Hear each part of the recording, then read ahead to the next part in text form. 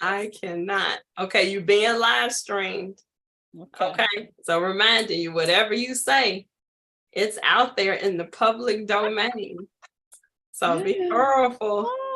Be careful. And here we go.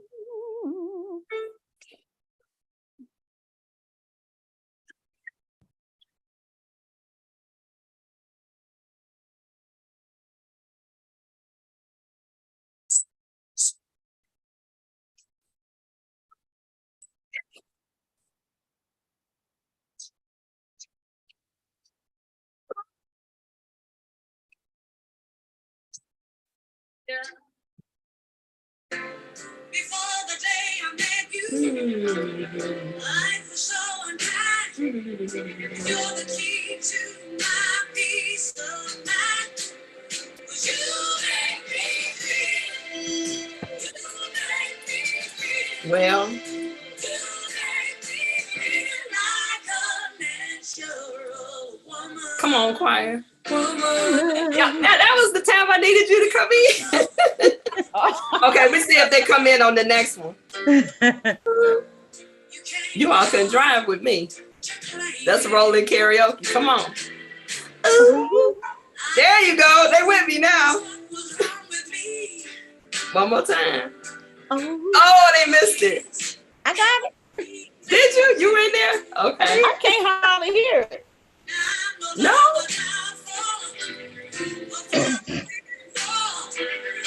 Okay, here's the last one.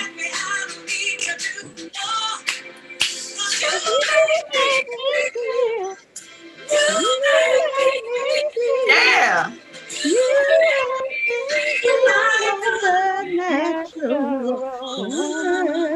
Oh, they feeling it now. Oh, baby, what you done to me? What you done to me? Come on, Angelina. Makes me feel so good inside. Good inside. And I just wanna be close to you to make me feel so alive. Oh, we there now.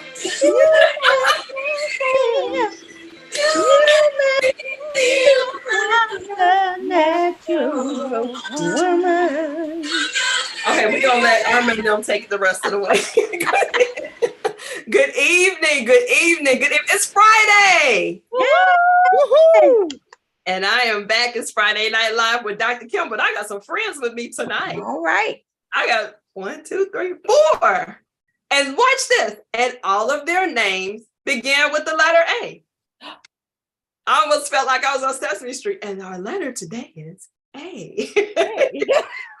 We got Ala Reese. We got Angie. We got, Regina. Why did I say your name started with A? I don't know. Because you're an angel. And then there's Angela. You see how I fixed that? You see how I fixed that? Well, we're all together. We're talking about feminine energy tonight. And so interestingly enough, when I put out the invitation, I usually will ask on my personal page, and I ask in my groups who would be interested in coming on the show and talking to me. And I'm telling you, I had such a response. I said, and bing, bing, bing, inbox started blowing up. And I said, whoa. So it's a hot topic. Every once in a while, I hit it. So I think I hit it right this week. This is something that I've been seeing pop up a lot in a lot of groups, on a lot of pages. And the educator in me said, though, there's some folks out here being mistaught. There's some bad information out here on the internet highway. And so tonight, while we're together, we're going to try to straighten some stuff out. Let's straighten it out. We're going to straighten some stuff out. And get you on the right road to what is feminine energy and what's the big deal? Why do we have it? Can we get it? Who's got it? What does it look like? What does it feel like? What does it sound like? We're going to talk about all of that. And then I already know I'm going to come back with a part 2 next week and talk about getting your balance. So if you're out of balance, if you find out at the end of this conversation that your energy is off. I didn't say your pH levels. I said your energy. If your energy is off, I can help you. I'm not that kind of doctor. Okay. I can't help you with the pH. but I go with your feelings and your emotions and things like that. So we're gonna start off with some introductions, and then I'm gonna get into it. I'm gonna give you a little background knowledge, as they say, and then we're gonna activate the background knowledge, and then I'll tell you where we're gonna go. So I'm gonna start to Alarice ran away. Did she run away? So I'm gonna start with Queen Mother Sister. That's my nickname for her. The incomparable Angela Ya or Yafumike. Tell the people about yourself, sister. Hey everybody. Okay, I am Angela Ya or Yafumike, and I carry my tribal name. I am Yoruba, and what is it you needed to know? Okay, I have a degree. Part of my degree, my master's, is in psychopathology from a theological perspective. I'm also an ordained minister, non-denominational minister. However, I am an avid practitioner of Ifa.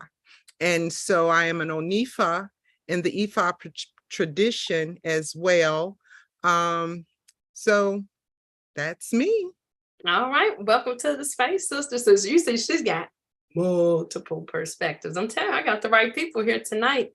Let me get some shout outs in the chat. We got Dr. Liz. Hey, girl. Yeah, when we singing, we were singing it. Okay.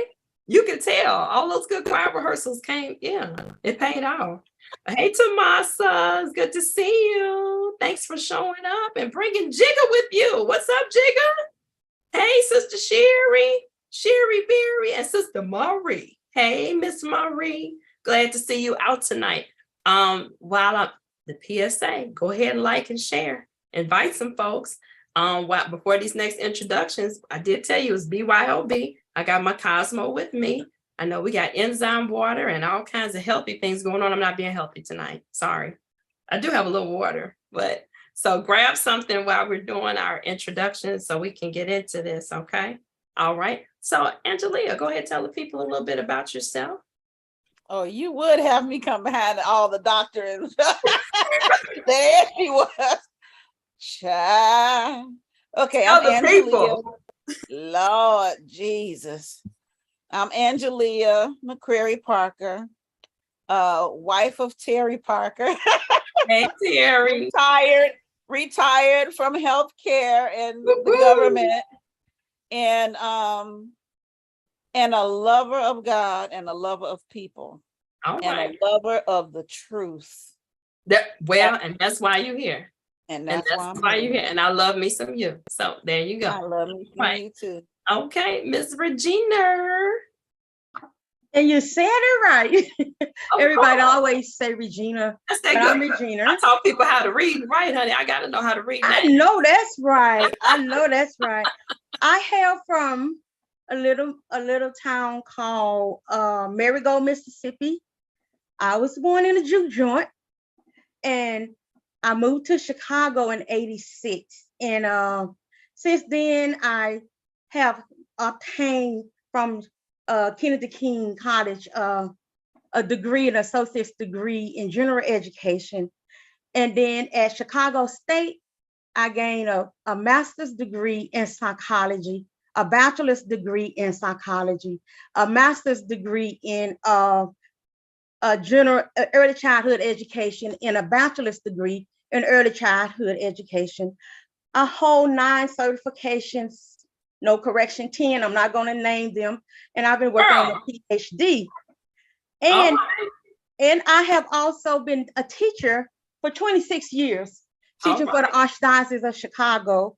And also, I was in daycare, and I used to also be a director of a daycare center. My motto is, education is the key to success. Perseverance is the way to obtain it, written by myself. And also, another motto I have written by myself is, there is nothing that God and I can't do together. So I am ready to tackle this subject that we have tonight. And I am so glad that you chose me to be one of your guests.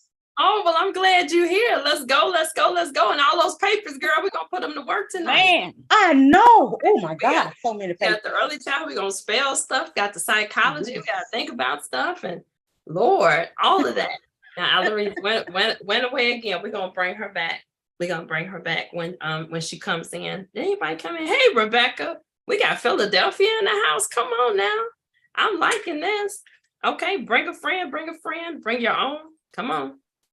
Fill up. Here we go. There she is. Ellery, tell the people about yourself so we can start our conversation.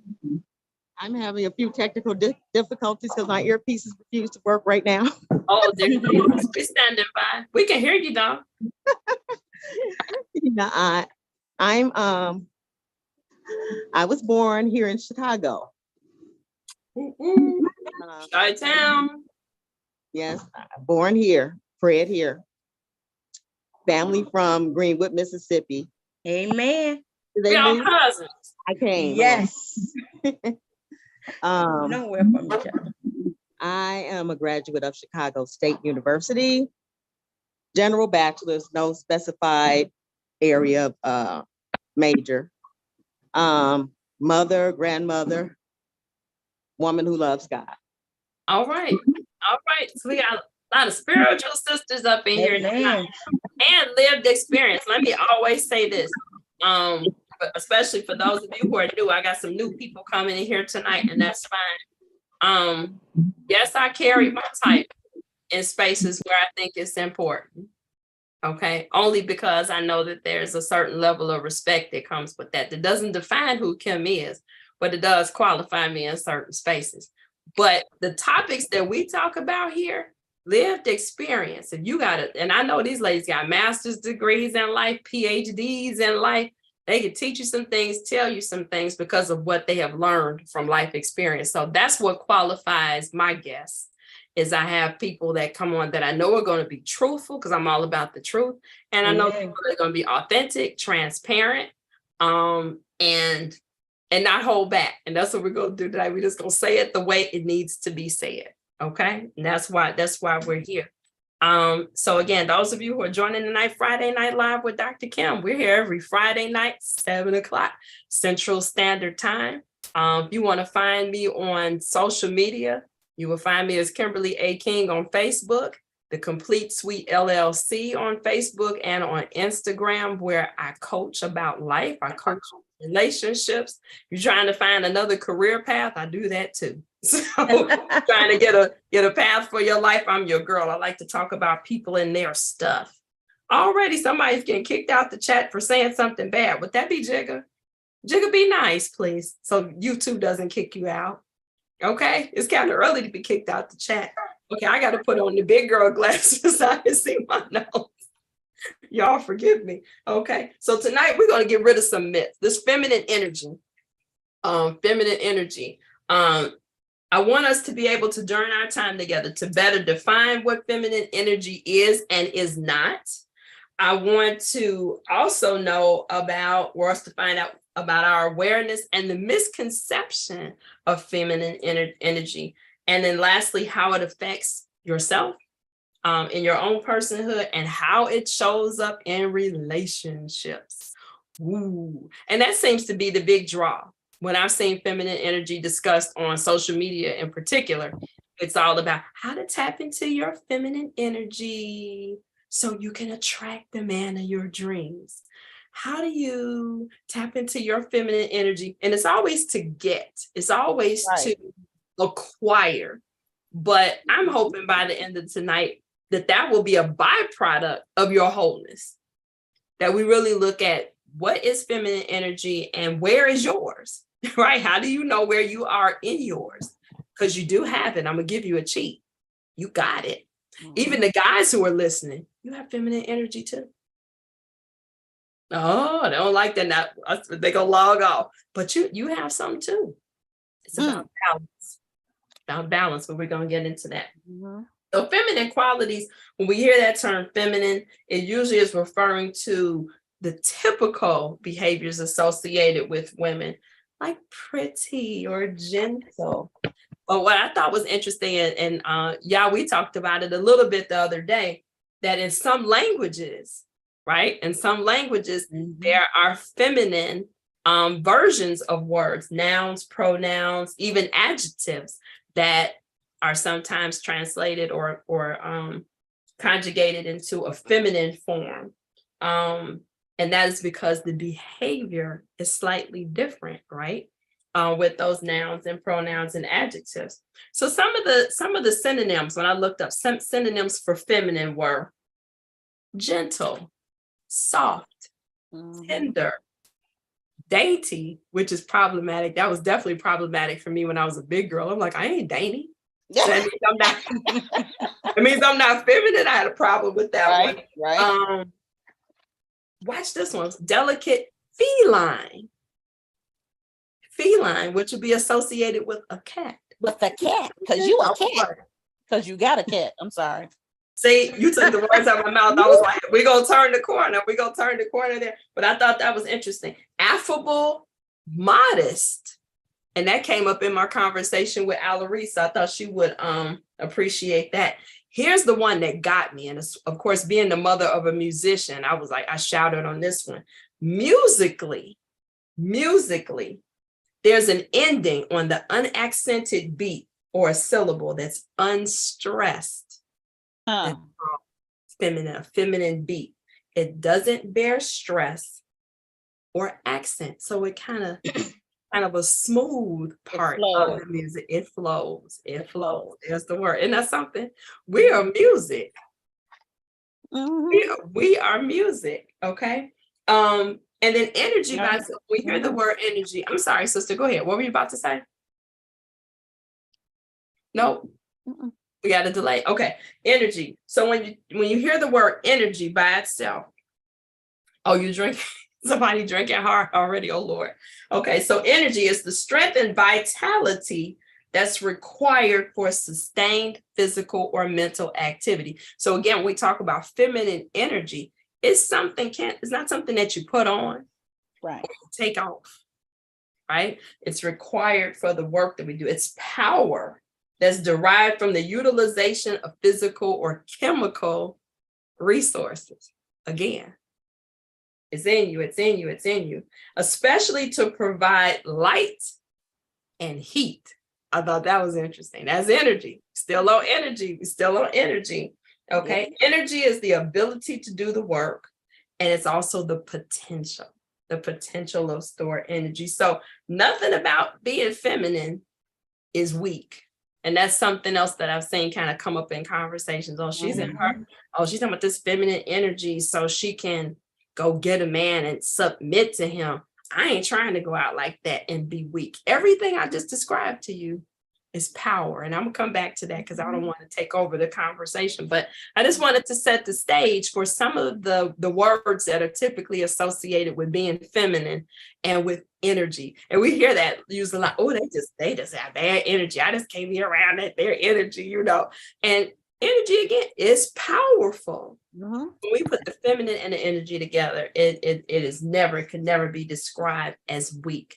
Last thing, feminine energy is often confused with feminism. People think they're one and the same. And feminism is an organized, I define it as an organized empowerment of women. So it's a way to leverage power, right? But feminine energy leans more towards the awareness and actualization of your womanhood. So again, it's acknowledging who you are, not what you're trying to get, not what you're trying to prove, not what you're trying to, like I said, put out in front of you. It's just in your being. You are being, the process of being, the walking out of being. That's what it is. So I want to hear from each of you. We're going to go round robin. Just the quickest definition you can of female energy for us to come up with a working definition. And those of you who are in the chat, you talk to me too. Thank you, Rebecca. There's nothing about being feminine that is weak. Don't ever get it twisted, okay? Don't ever get it twisted. And we're going to talk about what that looks like very shortly. So you all can talk to me in the chat. What is feminine energy to you? And my guests here are going to start on that conversation. So yeah. Can you start us off? No, you know what? I'm gonna go the other way. I'm sorry. I'm gonna start with Regina and go that way because that's mentally where I know I need to go. I need for you to close. Well, when reason. When I think about feminine energy, it's not most of the people most people think about is mean what it is that you need to do to get a man and to keep a man, but it has to do with love to me. That's my opinion. We have to love ourselves first, because if we don't love ourselves, we can't love anyone else. And it's about how we want to be treated. You know, in order to have that feminine energy, we need to have to feel good about ourselves. I mean, we have to do things that's going to make us happy. Others may not see it from our point of view, but we are worried about ourselves. And it's just like with me. I love my hair. I mean, I love my wigs. I got 279 of them. Oh and my.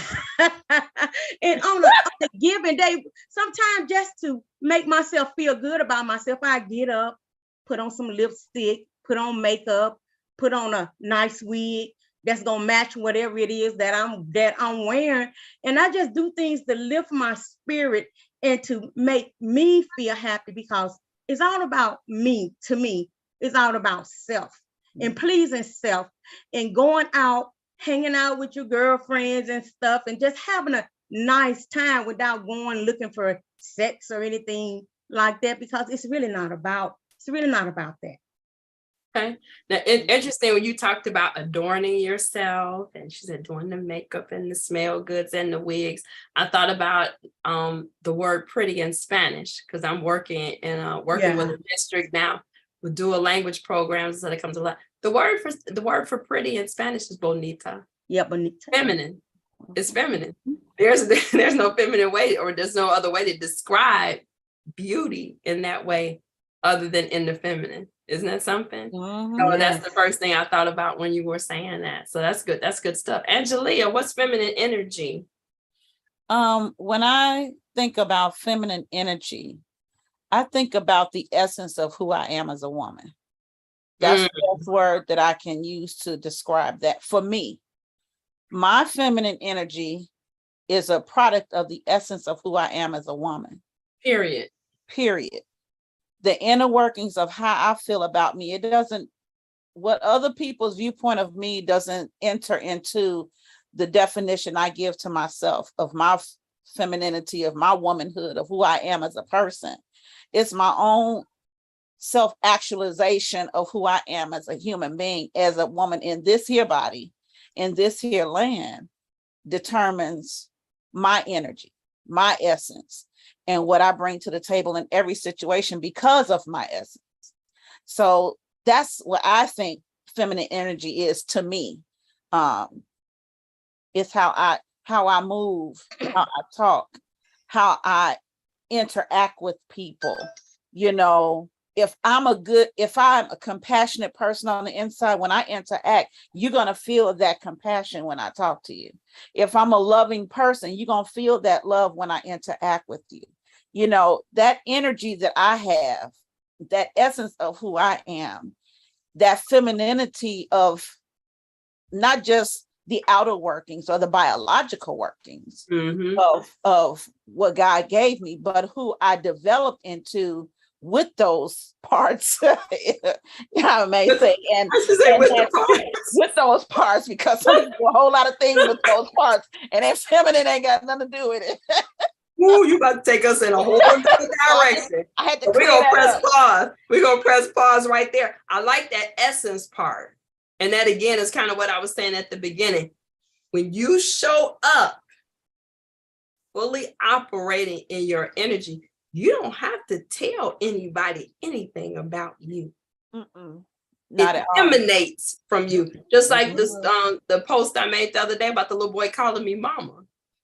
He knew. I ain't tell him. He knew this. She's caring.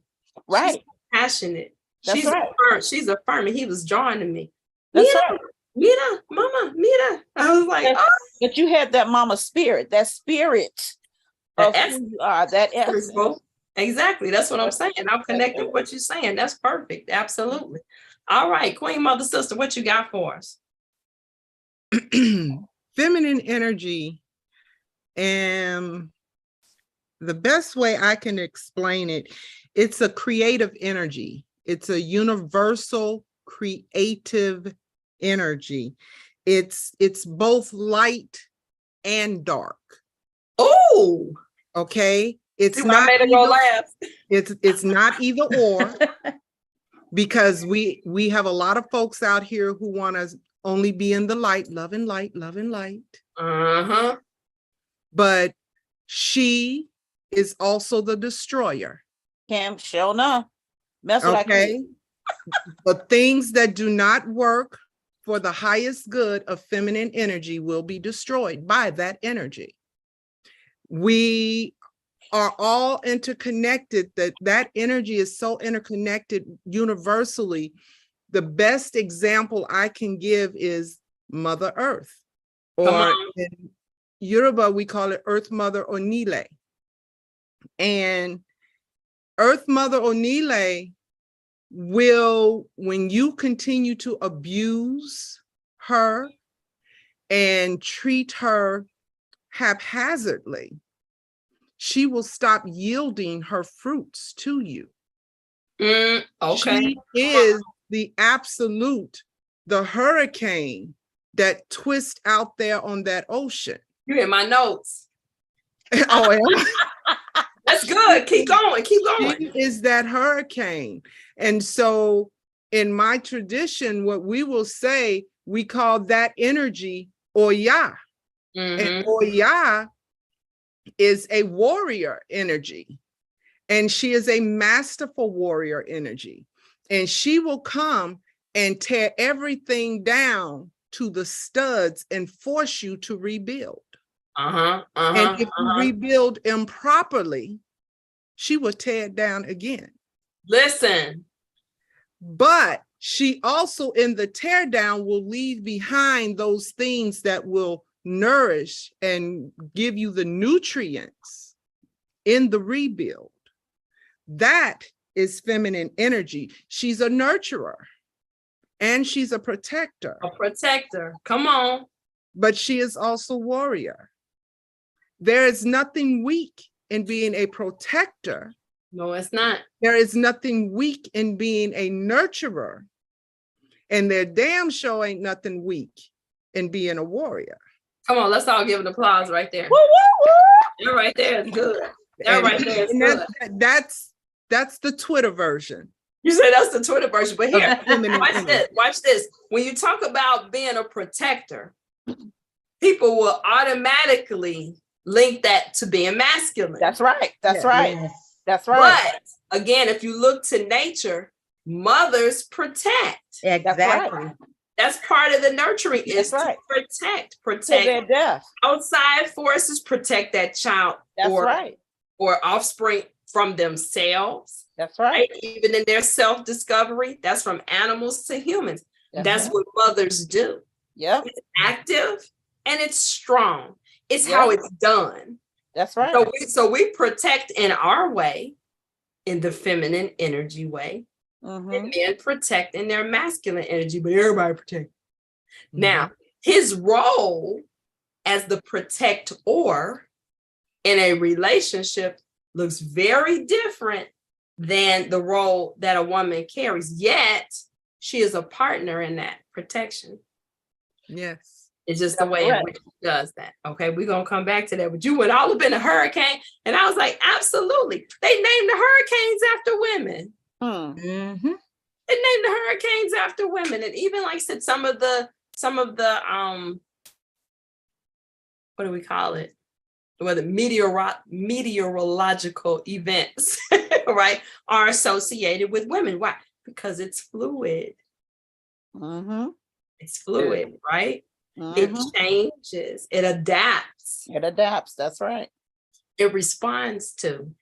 I will come back to that too. Right. So good stuff. But I'm glad you brought up the protector, because again, so much of this, and the question, one of the questions in the chat was, oh, thank you for your agreement, Rebecca. One of the questions that came up was, is it possible for a woman to not have feminine energy and it's just not there? And I was like, no, that's impossible.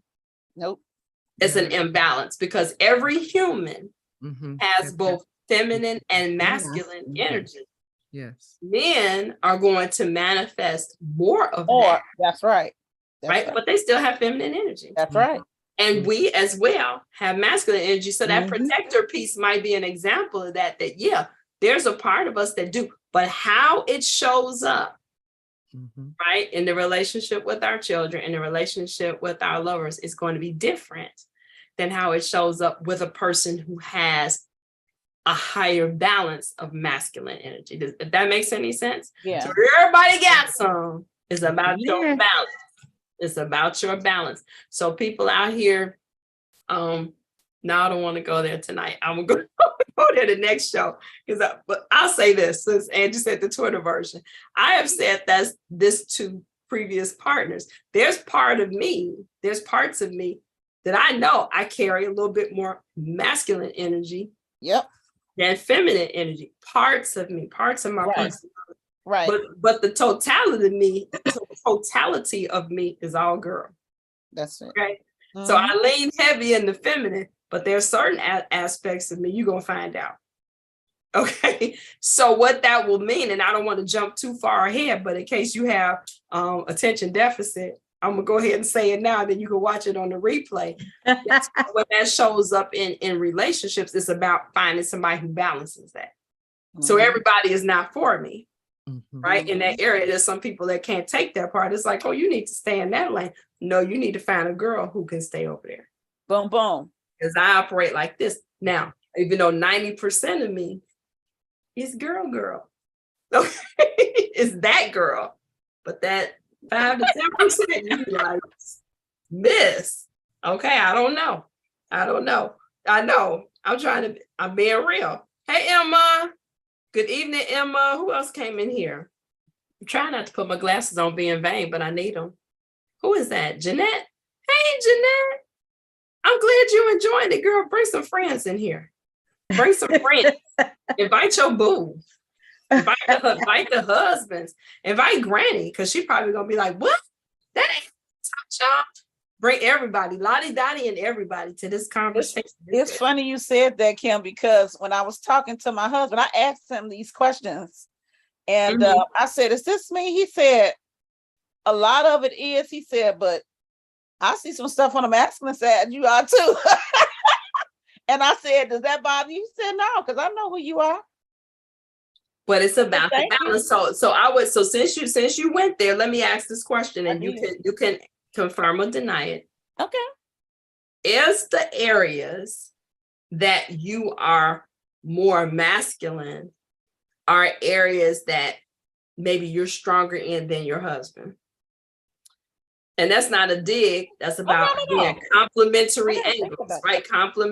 Being complementary. The yin and the yang, or the yin and the yang, however you pronounce it. That's what it's all about. It's like whatever maybe I am, and I don't like to use the word deficit, but like I said, maybe wherever I'm not as strong, my partner is stronger there. So those areas where you're masculine are those areas where you're stronger than him.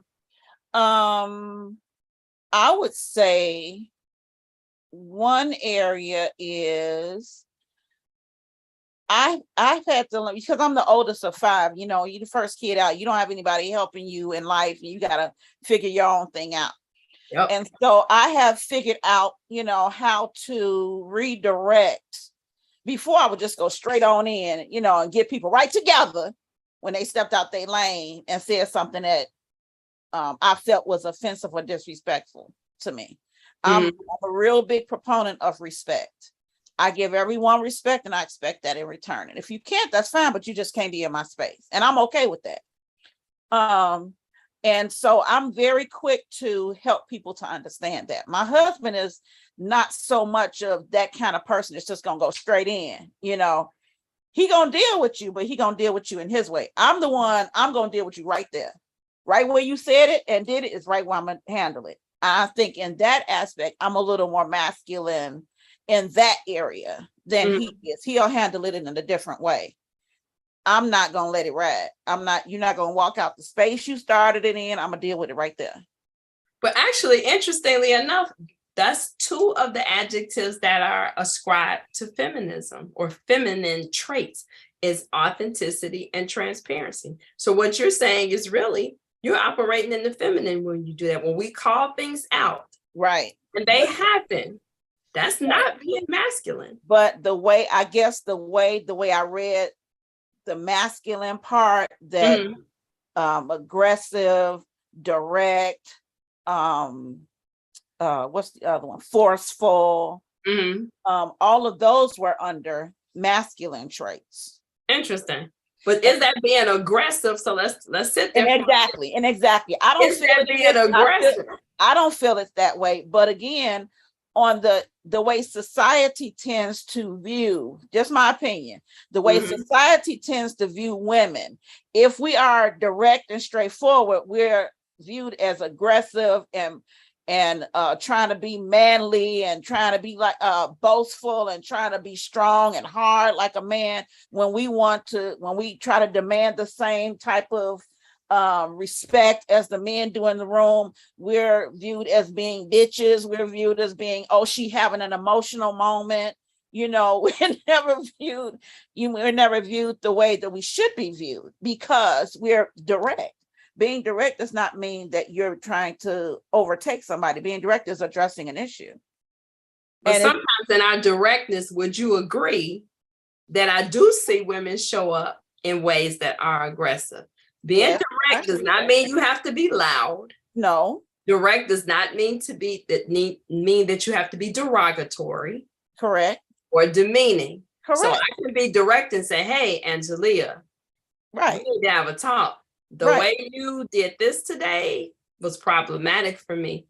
So we need to talk about how we're going to do that differently. Correct. That's direct. Correct. I didn't talk down to you. That was not aggressive.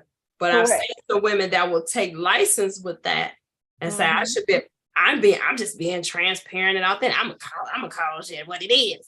And you coming out of a whole bag on somebody. Right. But they're not going to hear nothing you say. They're just going to see you. They're not going to hear you. And you have to be hearable if you want to resolve an issue. So you have to make sure that you say whatever you say it in a way that can be heard and not viewed. And even a man, if he's anybody being aggressive, it still needs to be done respectfully. Exactly. And like I said at the top, I'm a big proponent of respect. So I'm going to handle it right there. And I try to follow what the Bible says about handling problems with your brother. If you have your brother, take him to the side. And that's what I do. Out of respect, that's what I do. Take the person to the side and you talk to your brother privately in love and try to get it resolved. If that doesn't work, you go back to your brother with a witness aside, not in front of everybody, and try to talk to him again. If he still don't listen, then it says bring him before the congregation and talk to your brother. If he still won't listen, then it says treat him as a pagan, kick the dust off your feet and keep going. Honest to God, I really try to handle my issues just like that, because God is honored every time I've done that. So what if that's a lover though? And it has worked out. It has still worked out. Still the same way. So who you gonna bring them in front of if they not hearing you? If it's question. Yeah, now when it's been a relationship situation, there ain't no congregation. You just can't do that. That's what I'm saying. So but I have peace in knowing that I try to do it the right way, and I did it in respect. If he didn't value that or my position, and that's fine. I'm just not the person for him, and I'm okay with that. A lot of women ain't okay when they're gonna try to still convince them, right? So bad. I'm okay with it.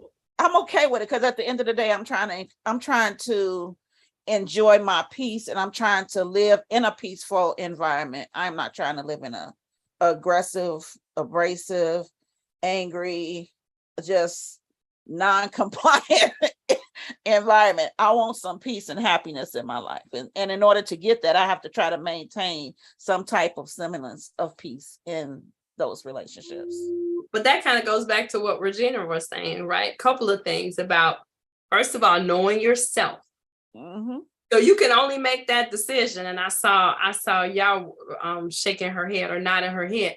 You can only make decisions like that if you've already known yourself and you've already made some promises to yourself, which is what you said. I am about peace. Okay, I am about love, as she said, and I love myself. So anything that shows up and makes me feel the opposite of that, I must reject.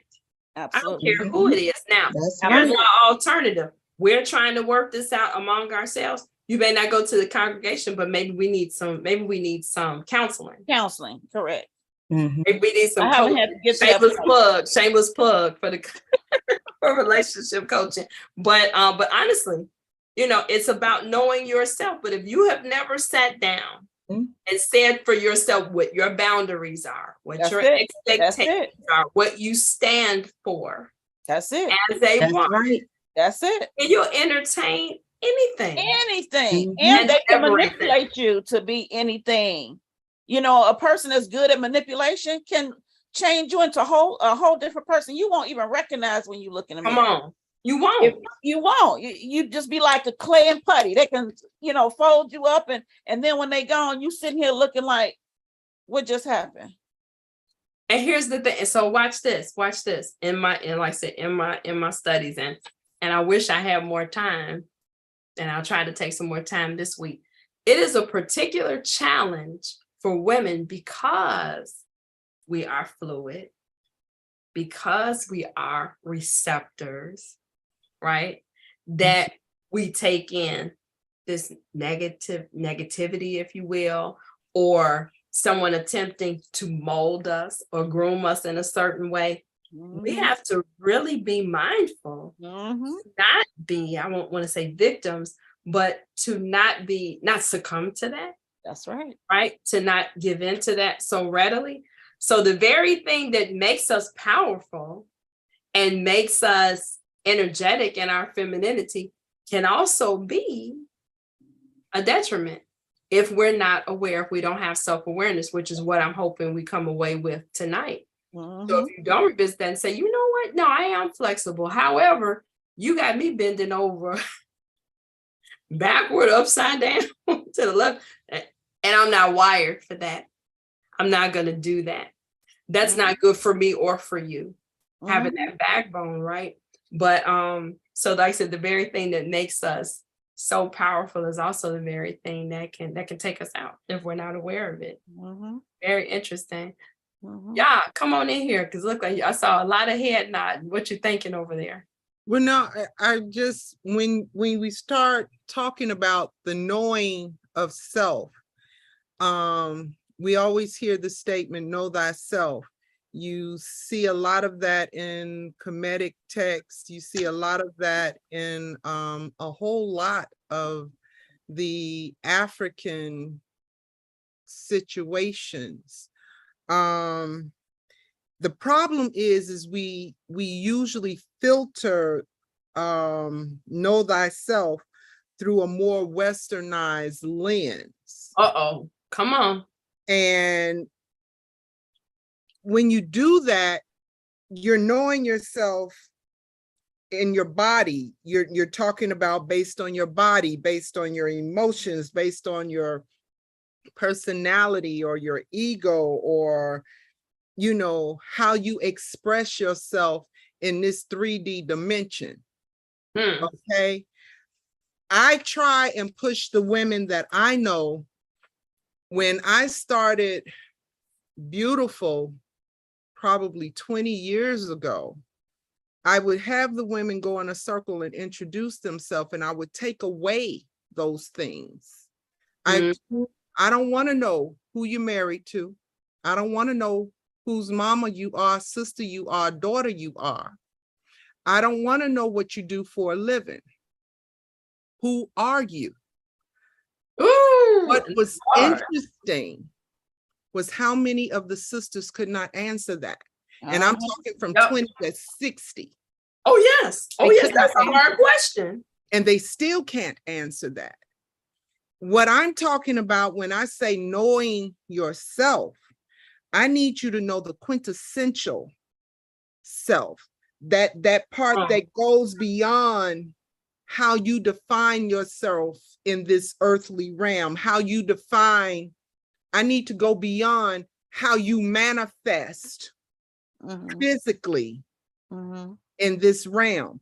I need to know what I'm looking for when I ask you to know yourself. I'm looking for that self, that you that produces your dreams, that you that produces your visions. Mhm. I need that you, that part of that image that you are made in. Mm. Uh-oh. Mhm. Uh-oh, we turning the corner. Uh-oh. Mhm. I Go need ahead. that you, that's your heartbeat. Mhm. That's what I'm looking for. I'm looking for that part of you that's your body's natural intelligence. That part that creates that deja vu moment. This is what I'm looking for. See, because when you know that person, that part that knows beyond anything your mind or your experiences or your appearances show you. I'm gonna run. Okay. That's what I'm looking for. Yes. That's your feminine energy. The intangibles. Okay. Essence that Angelia was talking about. When you know that, Mhm. now we cooking with fire. Come on now. I know, because my feet just got light. Hush. And so I that is always a challenge. I like to push those women that I counsel. I like to push those that I teach in my classes. I don't never want you to just be limited to this dimension. Yes, you are here in this world, but you are otherworldly.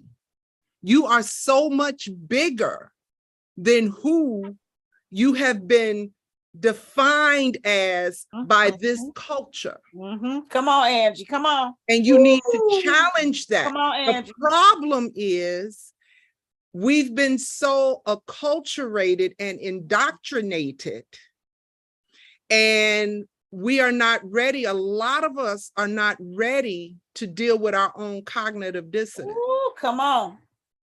You on my street now. And until you deal with that, Come on. you Deal will with not yourself. ever fully understand your energy. Because energy does not die. It is a constant movement. I started this off with, what was it? It is a creative, universal creative force. You look at everything outside of your body when you start looking at the heavens, when you start looking at the water, when you start looking at the trees, when you look at the animal kingdom, when you look at the plant kingdom, and all of that, those things that produce and multiply, you head it up. And particularly as women of African descent, every human walking this plane comes from and through you. Come on. Women of African descent are the only ones who carry the mitochondrial DNA to produce every single ethnic group that walks the plane without having to sleep with every ethnic group to walk. Come on, Angie. Come on, come on, come on, come on, girl. So when I'm talking about your energy and your movement and your understanding, I don't use the word understand. Right. I got you. I use understand because I keep trying to take you out of this to go deeper into you, to find that knowing that goes beyond what your 3D dimensional eyes can see. That, beloved, is who your energy is. That is who you are. That is the spiritual mothers that are in your DNA. Your very bones carry the archives of those mothers. Those ancient mothers, those mothers that didn't get carried across the water in chains, those mothers that did not migrate across the waters as explorers. They are in your DNA. Your bones are the archives. This is why you have in scripture talking about the bones and the rocks crying out, because they hold. That's it. The archives. You want to know this energy? Go inside into your bones and listen to those mothers. You're told in scripture that God indwells in you. The Holy Spirit indwells in you. Well, she's about to turn another corner. The name for the Holy Spirit in the Greek is Ruach. And in the take your time. In the Hebrew, it is Ruach. And in the Greek, it is Pneuma. Okay? All of this is breath. Without breath, there is no life. That's right. Come on now. That's it. You don't have it. This is creative force. This is movement. When you look at the ocean, I'm always at the ocean doing lives at the ocean. What is the draw to the ocean? In my tradition, the ocean is the mother. All life forms in salt water. Come on now. That we birth and carry our children is salt water. I'm just trying to connect the dots when we start talking about this energy. That Atlantic Ocean is so precious because it is so much more than just the sacred burial ground of the ancestors who came across that Middle Passage and did not make it. It is so much more. It is actually a full-blown representation of the water that you carry and create in your body when you are carrying a child. Come on. The depths, the very depths of that water, where the sun cannot penetrate. Jesus. It's called Olokun. Olokun, you have the deep mysteries. Is it not a mystery of how a child is in your womb and the depth of your body growing and being created? We're going to talk about feminine energy. Let's bring all of it in there. Come on now. I ain't going to stop you. Go ahead. And so these are the things that I am talking about. You are so interconnected. Living out here in Savannah, when I moved here, the most beautiful thing that I can say I appreciate is being able to watch how the water and the moon connects with each other. Okay, I can tell you when we are in what we call a waning moon season, and when we have the moon, it's coming into its fullness. Okay. The water moves in conjunction with the moon. Yeah. Women have moon cycles. Oh, call them. Yep. Is anybody taking notes in the chat? Come on, Angie. Come on. Taking notes in the chat. Come on, Angie. And so when you're talking about this energy, I had a sister come at me one time and ask me, she said, something's wrong because there are only 12 months in a year, but I have 13 periods a year. God, today, she about to go there. Come on. And I told her, I said, but baby, just because they say it's 12 months, what is the universe saying? They're 13 months. I said, a moon cycle is 26 to 28 days. Do the math. If you go through your calendar, your Gregorian calendar, and you start at January and count 28 days, take the days that are left over and put them to the side, and do this all the way down to December, you will come up with the 13th month. 13. Yep. Yep. Your body tells you. They've been lying to you when they tell you they're 12 months. All I'm saying is, let's start, if you want to begin to understand how you've been acculturated and indoctrinated incorrectly. I will say, listen to your body. Start with your body. Believe what your body is showing and telling you. Your body is telling you your moon cycles are in coincide with the cycles of the universe in the heavens, the stars. And that's the bringing forth The creativity. Okay, that's it. The continuing of people. Yes. And then there's the intangibles, that's legacy. I heard you talk about legacy there. Yes. Okay. The things that are most important about us are not the things, like you said, that can be identified physically. It's, going back to Angelia again, it's the essence. What do you leave behind when you leave a room, when you leave this life? Those are the aspects of your energy that matter. What do you bring into a space? And like you said, that nobody else can. I think this is the hard part about it. And I've heard the word society come up several times tonight, how society defines me as a woman. Society says, you are a woman, you are a woman, you're a woman, but yet we are all uniquely different. And until, like you said, we understand, we go in. What makes Kim Kim? Yes. It doesn't look like her mama. That's it. It doesn't look like her auntie. It doesn't look like her granny, but yet possesses. That's right. That's the so many aspects of them, but it's vastly different because I'm my own combination. That's right. All of them. And it's all good. Because a lot of times, like I said, people will look at children, oh, she likes so-and-so, but she's not. She is who she is. And it is good. Don't make me go to Genesis.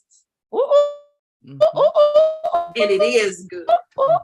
It is very good. And it is very women, good. If it doesn't look like something we've seen before in society or in our family, it's questionable. Instead of saying this is a creation, right, unto itself, right, that the universe, that God, however you look at it, send forth into this realm to fill a space that nobody else can.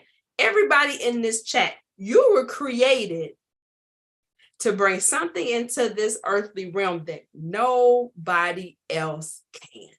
Has nothing to do with a degree, has nothing to do with your zip code. Don't even have nothing to do with the family you came from, because some of us came from some really interesting families. Okay. But what you were created for such a time as this, to bring something that nobody else can.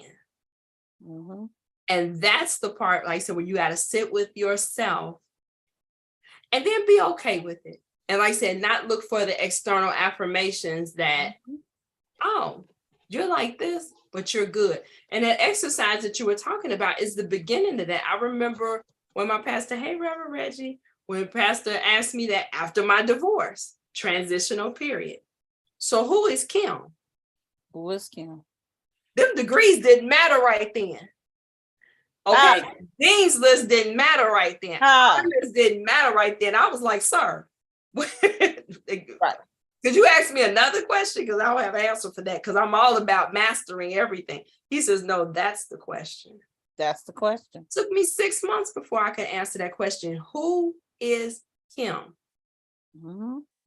Without a title, without relationship, okay, without accomplishments. Who is her for real? Without kids, authentically. That's what I'm saying. That's the title. Without jobs. That's the title I stand on. Watch this. And anybody who really knows me, the title I stand on strongest is mother. Yep. It's never been doctor. It's never been teacher. That's the only thing that I have ever felt, I'll say, good about myself, that I felt like that's what I was made for, and I actually did. And we know that that's looked down on in society. That's why when that little boy called me mama the other day, I felt like he put a crown on me, because that's all I ever thought was important about me. So I was like, oh, okay, boo see me. Even little Hispanic boo, he understand. He know the assignment, okay? But beyond that, he said, take away mama. Oh, sis was lost. So who am I without my children?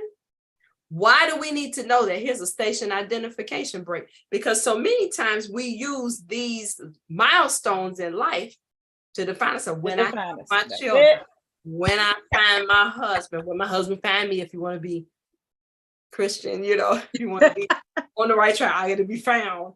Whatever. We use these milestones again to define us. So when those things happen, then I'll be. Right. So when that child dies, when the husband dies, when the husband leaves, right? When the children don't talk to you, right? Who are you then? Who are you then? That's so when it. He asked me that question at that crossroad in my life, and I could not answer it, He saved my life. Because now, whatever is taken from me, I will mourn, but I'll still be Kim.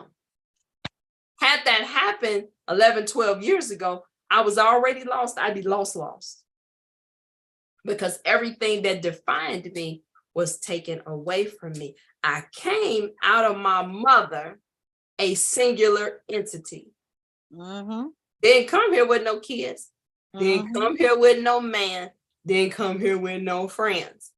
Came here on my own. I believe y'all did too, because none of you are twins. Okay. So who are you for real? Yep. Now I got to sit in that space and figure that out. And that's the part of us that remains when the body leaves. Woo! That's the part that is missed. When we say, wow. And that's the part that we really want to feed into, that the world should be different when you leave here because you were here. But you can't operate in that if you don't even know who the hell you are. Woo! Boom.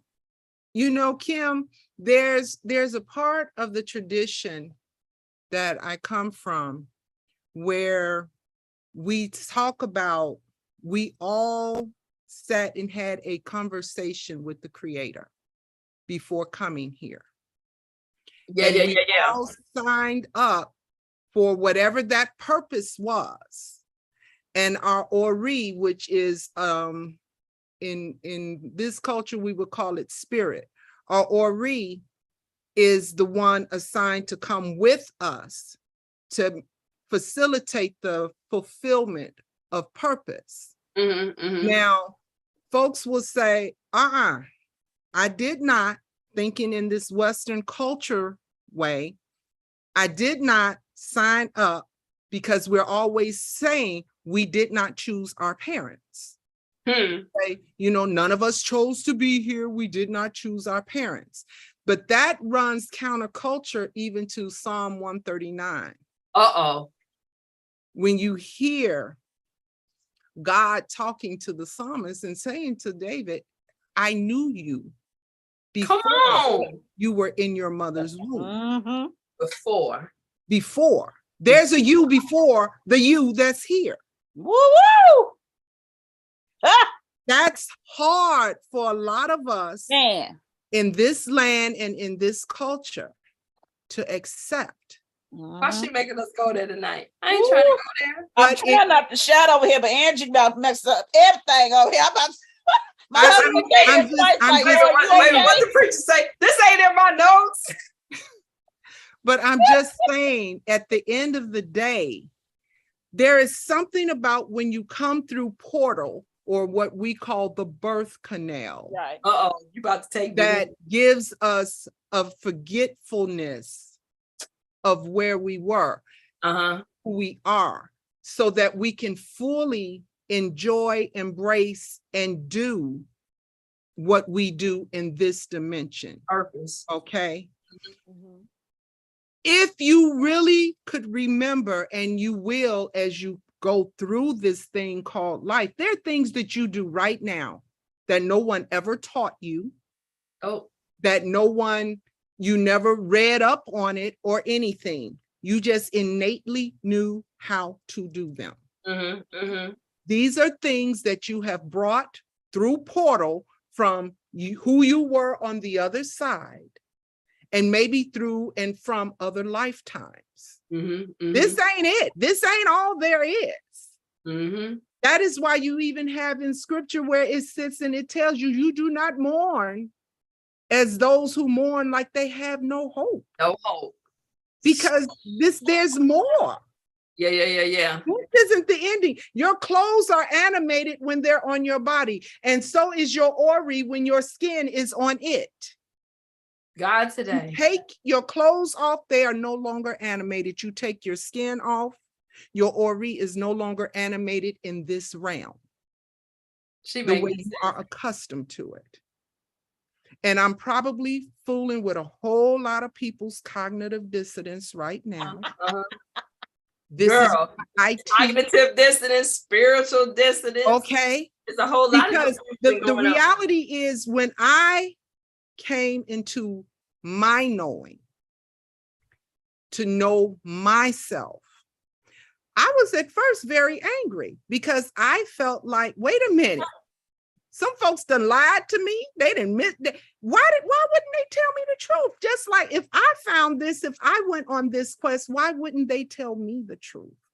But what happened was in my journey of dealing and wrestling with that. I mean, wasn't it Carter G. Woodson who wrote what? Miseducation of the Negro? Okay, we'll read about 1931. and we'll be okay with that. But then we'll put that book down and keep on moving and living in this vein and still don't want to deal with your own miseducation. Listen. Can I jump in right here? Do it, please. When you were talking about coming, I was trying to do it without crying. I've told you this story, but I never told it publicly. Hold on, let me see what's in the chat. Let me honor the chat. Maureen, have me over here opening up my notes app. This is all I'm saying. Y'all better take notes.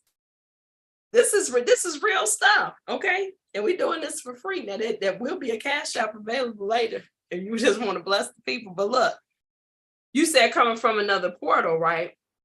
Or coming through the portal, right? From another dimension, from another realm. Dimension where we were. When my father tells my birth story, and you know where I'm going with this.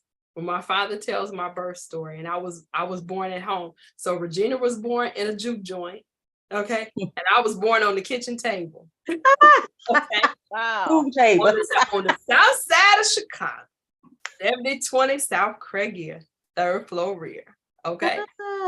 On the kitchen table. Okay. And my parents decided to have me at home. It was a decision. It wasn't something that, the labor went out of control. And my father tells the story of my birth every year on my birthday. And one of the things that stood out for me, and it didn't, you know how you can hear, but you don't listen. And it didn't resonate with me until about 3 years ago when he said, when I was born, I did not cry. I smiled. And I laughed about that today because Tomasa, on her show on Twitch, she talked about my smile. And she was like, oh, Dr. Kim has such a smile. My father talked about smile. And we know most babies cry. They come out, as you smack them on the, ass or whatever, they cry. He said, I smiled. And I reached for the spoon of sugar water and tried to feed myself. And then I began to talk, but had no language. So when she just said, I came from somewhere already possessing much. We all did. I'm just sharing my story. He said I was trying to talk to them, but had no language that they understood here. But clearly I was trying to tell them something. And I smiled. So like I told Angie when I shared this story with her, when I find myself crying, I know that is the total antithesis of who Kim is. I didn't come here crying. I came here smiling. Hey, y'all. I was here. Okay. So when I start crying, that means something is out of balance. Coming back to our subject for tonight, feminine energy, delight, gentleness, affability. I came here with that. And so when I find that out of balance, then I must do what is necessary to reset the scales. And we ain't gonna go into that tonight, but I know you know about the scales. So we're gonna reset the scales because something is out of balance for Kim because of how I came here, not how Angelia came here, not how Regina came here, not how y'all came here. And so that understanding is so key. I've got to know me. I can't look to the left or to the right and get an understanding of me, because ain't no other me's but me. Who could tell that story being born on the east side on a kitchen table? Ain't nobody else got that story but Kim. Mm-hmm. And it wasn't being poor. It wasn't lack of resources. That was a choice. My parents said they didn't want me in a place of sickness. Woo! To bring a life into the world. Bring in a life. That's progressive. They were ahead of their time. Yeah. She's gonna try to get this out of her mind. She's gonna come into this space in the love of her family. Wow. Where she is loved, where she is affirmed, where she is accepted. Because she is. We don't know her, but we anticipate her life. My Lord. Coming forth, and we're gonna create space for creation. My Lord.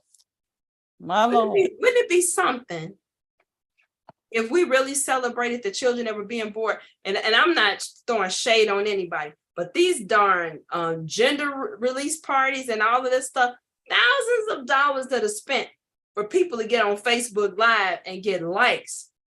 But is anybody really preparing the space to receive that life and say, how are we going to cultivate a space where that child can come in here and be all that they were meant to be? Not that we want them to be, but all that they were purposed to be as they were sent here from the other side. Not a gender reveal, not a shower. And I'm telling you, these showers is off the chain.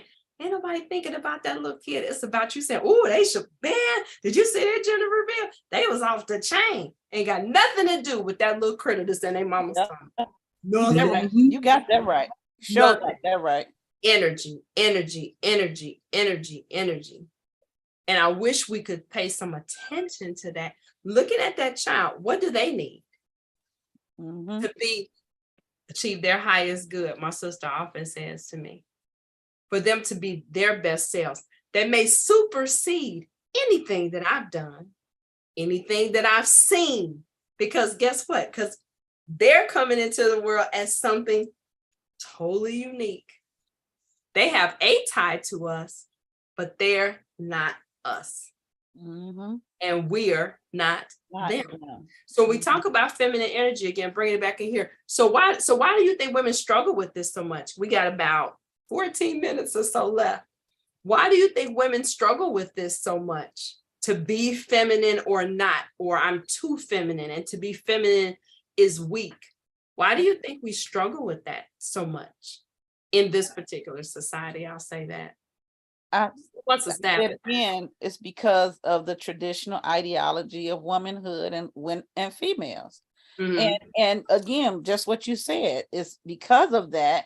They don't want to seem weak, because they know that they're strong. They don't want to seem, unable to handle a situation when they know that they can more than handle it. They can probably do it better than their male counterparts. Listen. So that's why they struggle with that so much, even holding on to that title, because it has been made such a negative connotation of womanhood. They don't want that, The weaker sex. The weaker sex, right. The traditional weaker sex. If you have a family, the wife stays at home and the husband does all the work, and she just takes care of the children in the home and blah, blah, blah, blah, blah, blah, all of that foolishness, but it's a woman is so much more than that. And we're not given the accolades of how much more we are. But to say that, it's an immediate negative connotation. It hasn't been accepted as a positive one. It's been negatively influenced. And if it's anything positive associated to it, it's because, she does this to get him. She's feminine to do that.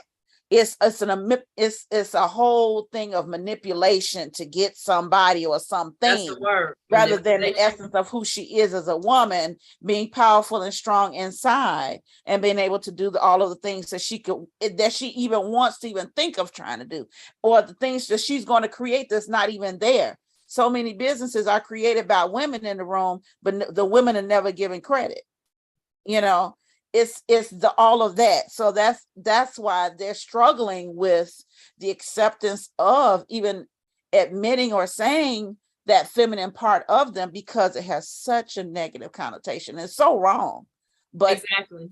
But it is what it is. It's what's happening today in a society. That's those traditional negative viewpoints. Because what about woman? What about being a woman is weak? Exactly. What about raising children is not strong. But they don't think that, oh, that's what you're supposed to do, like a dog. You're supposed to have and it is. Throw it out like little nothing. We're created for that. I don't have a problem saying right. No, that's not popular. We got the parts to do it. So that's your choice to follow through on that. But I'm saying we were equipped to do that. Absolutely. So why would that be a bad thing? Why is that negative? But you know what I'm so happy about, that they have this new machine out here that I've seen at some of these baby reveal parties, is that they have the TED machine, the TED electronic stimulator that simulates labor. They put it on the fathers to be, so that they can see what the woman goes through to have a baby. And before they even get to the top number, when they get to like number 3 or 4, the men are jumping off the chairs and, oh my God, I can't handle this. And they were like, shoot, that ain't even at the beginning of the whole ain't even the part, ain't even scratch the surface. Now you were in my notes too. And they jumping out the right people. They jumping out the chair, hollering and screaming, oh my God, I can't do it. Oh my God, this what you're doing. What's wrong with y'all? Y'all, they go through all of this, but yet you would have the people in power saying, oh, that's not, they made for that. That's why they can handle it better than us. They bodies they just handle it. It's not an issue. It's not pain. It just flows like that. They're easy with it. So it's not, you don't need strength for that. You don't need, they have all these connotations, people that have no uterus, no ovaries, they haven't had a period. They're making all of these decisions for women. And talking about womanhood and femininity. They have all of this information, but they've never been yet a woman at all. Never. Not nary ovary. Never, ever. Not nary ovary, nary period have the experience. Nary breasts have the experience. Nary nothing of that, but they got all this information, Listen. So that's why women struggle so hard with it, I think. That is because there's a negative connotation. It's seen as weak. It's seen as you being less than. Yeah. Right. You're seen as being dependent on.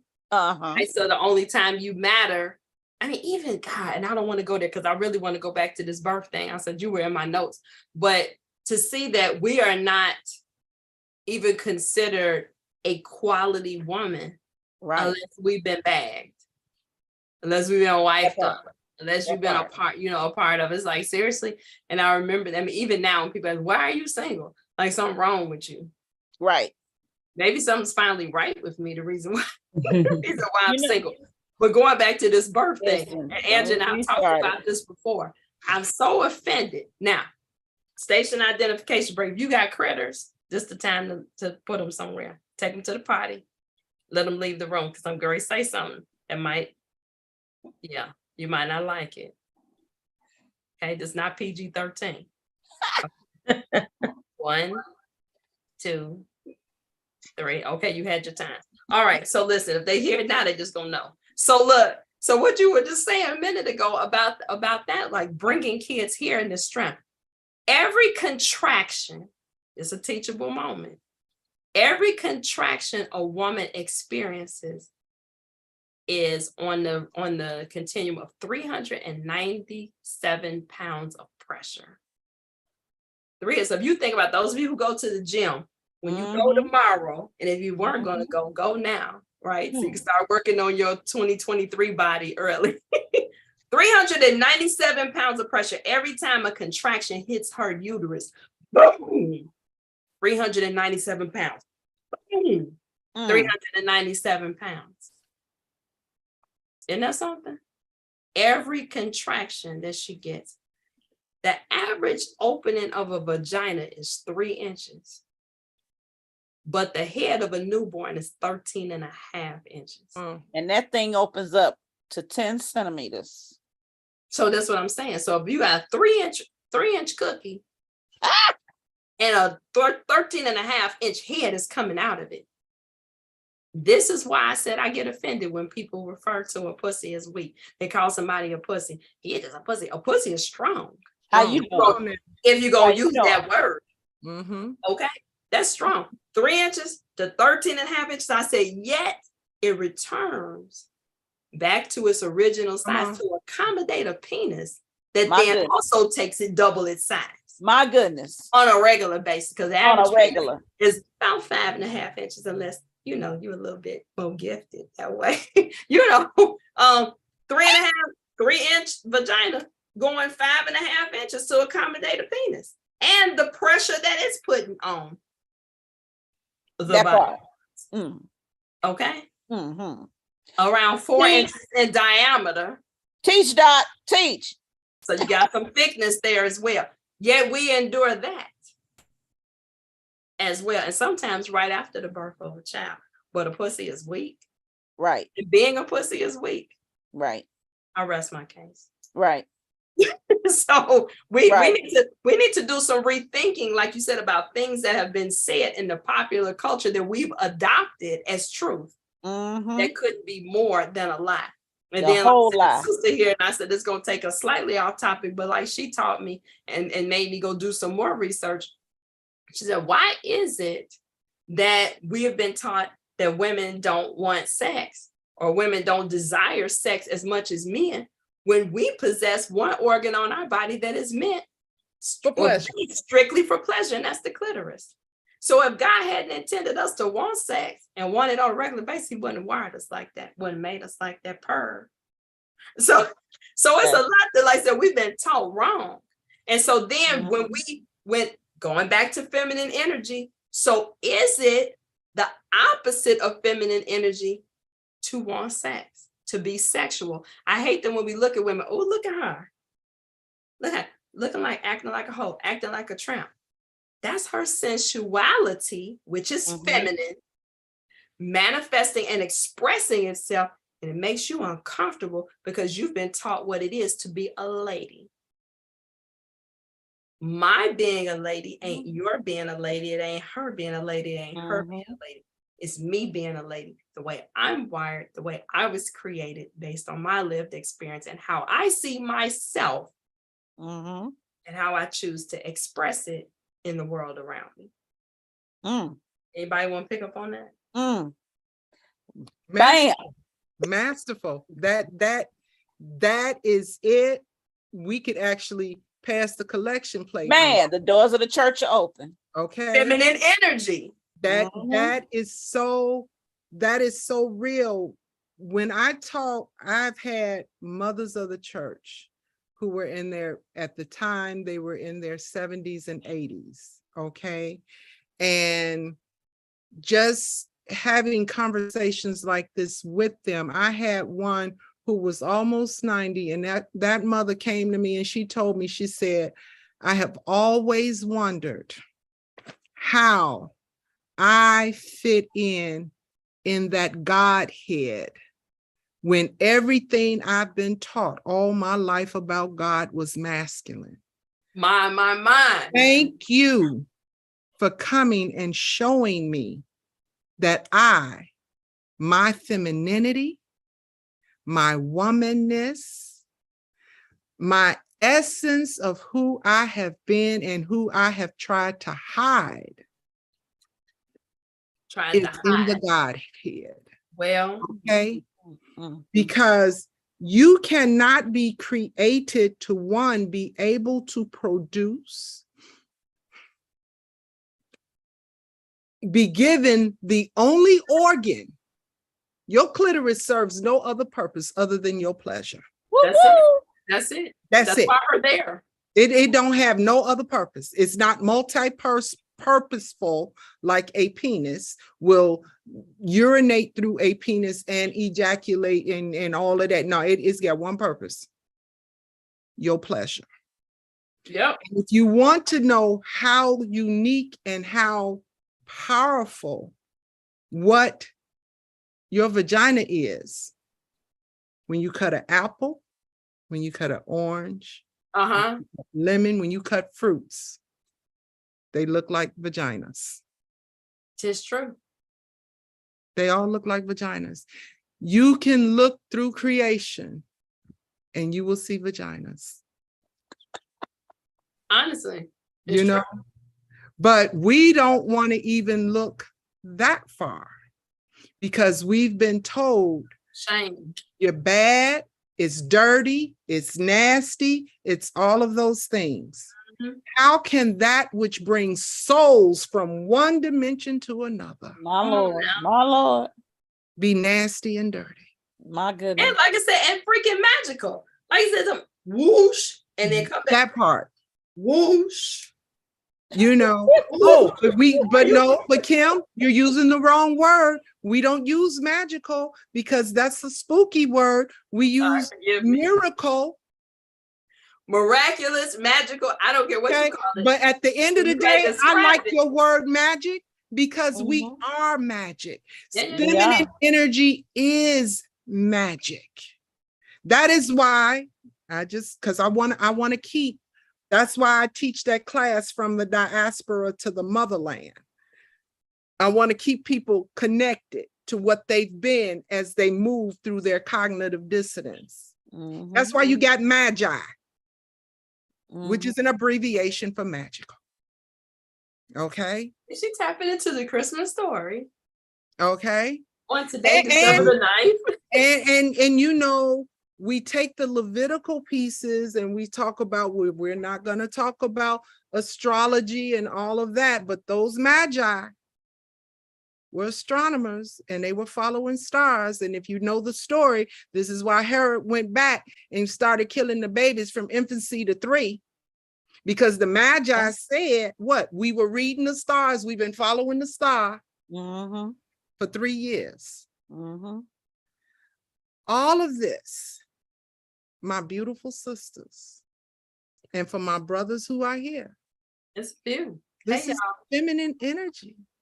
This is who we are. This is that intuitiveness that they tell you not to listen to.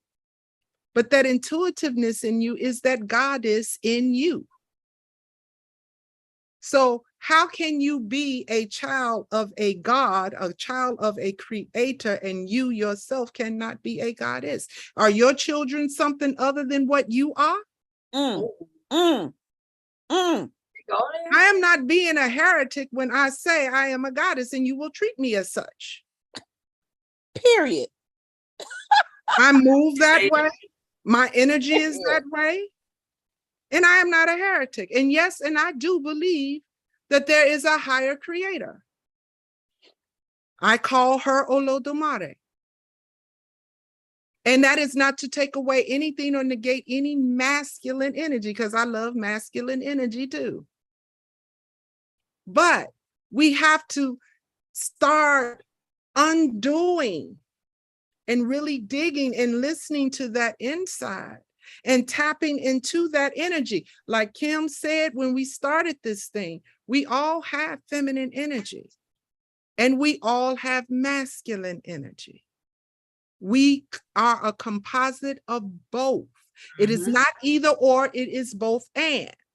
It is just that one is, we chose us here to manifest more fully in our masculine energy. We chose our bodies and we said, this is how, that's the outfit I want to wear. In the feminine. Yeah. And that's what we do. Yeah. Absolutely. Absolutely. Absolutely. They're talking about who's going to teach the kids. We got to teach the children. We have to teach this because like I said, it's not going to be taught anywhere else. And we know it's a little mixed up in the church. Again, I don't want to take us there. Like I said, unless you came up at 5:32, because Rev got us straight. Yeah, he did. Okay. Hey, Rev. Yeah. Okay. And when I say Rev, I'm talking about the Reverend Dr. Jeremiah Alvester. That's right. The jaw. Period. The jaw. Okay. Yes. Okay. He taught us right. I did it right. So we knew who we were and whose we were. Whose we were. Okay, both and. That's right. And so it's super, super important. And so I got to step away for a minute. Keep going. I'll be right back. No worries, because we're about to wrap up. So the feminine energy that we've talked about, we've said is not weak. It's most definitely strong. It's individually defined. So even though we have these synonyms here that, oh, it's gentle and it's delicate and it's pretty and it's kind. Here's some other adjectives that I'd like to add to that list for you to consider. What does feminine energy sound and look like? And then my last question is then, how does that show up in relationships, or when that's out of balance, what does that look like? And then that's going to lead us into next week. But listen to these adjectives of femininity, and that is easily able to calm down, good at taking care of themselves and others, able to find creative inspiration, and we heard that word come up several times, able to empathize, able to make judgments outside the realm of rationality. So really being able to look at multiple perspectives and come up with what is appropriate to the people involved in that situation. Prioritizing feelings. Now, sometimes that can work against us, right? But so many times, especially when I think of leadership, and as I said, think of relationships, or I think about parenting, or we're like, okay, this could be very, very simply right and wrong, but I have to consider the feelings of the people involved. And that's not a weakness. I hear a lot of times people refer to that as weakness, like women in leadership. Oh, I'm about facts and not feelings. When you're managing people, that's a strength to be able to see past the job description, past the role that a person plays, and say, who are they? And then that might give you some insight into their motivation, right? For why they did what they did or didn't do. Having good communication skills. These are generalizations, but these are the ones I really loved. And this was talking about when I looked into an article about the greater yin. So another way of looking at feminine energy as it balances the yang, right? It describes feminine energy in stillness. Nighttime. That was interesting. Intuition, which we've heard countless times. Creativity comes up again. Feelings. Senses. All of these are intangibles, aren't they? Vulnerable. We hear that a lot. So even in relationships, when we're saying we need a man to be vulnerable, it's a feminine trait. Doesn't mean that he's being girly to do that, but he's leaning into his feminine side. We also have to be vulnerable, right? And we're wired to be, but we fight against it. Why? Because of past trauma. You said the definitions, right, of being vulnerable. You let your guard down. People take advantage of you. Maybe bad relationships. Maybe even being taught that explicitly by women in your family. Oh, you don't let nobody peep your hand. You keep your cards up. Defenses up. You've been taught that. So either life has taught you or somebody has specifically taught you. But vulnerability is something that we do and do well, and it's valuable in its place, in its context.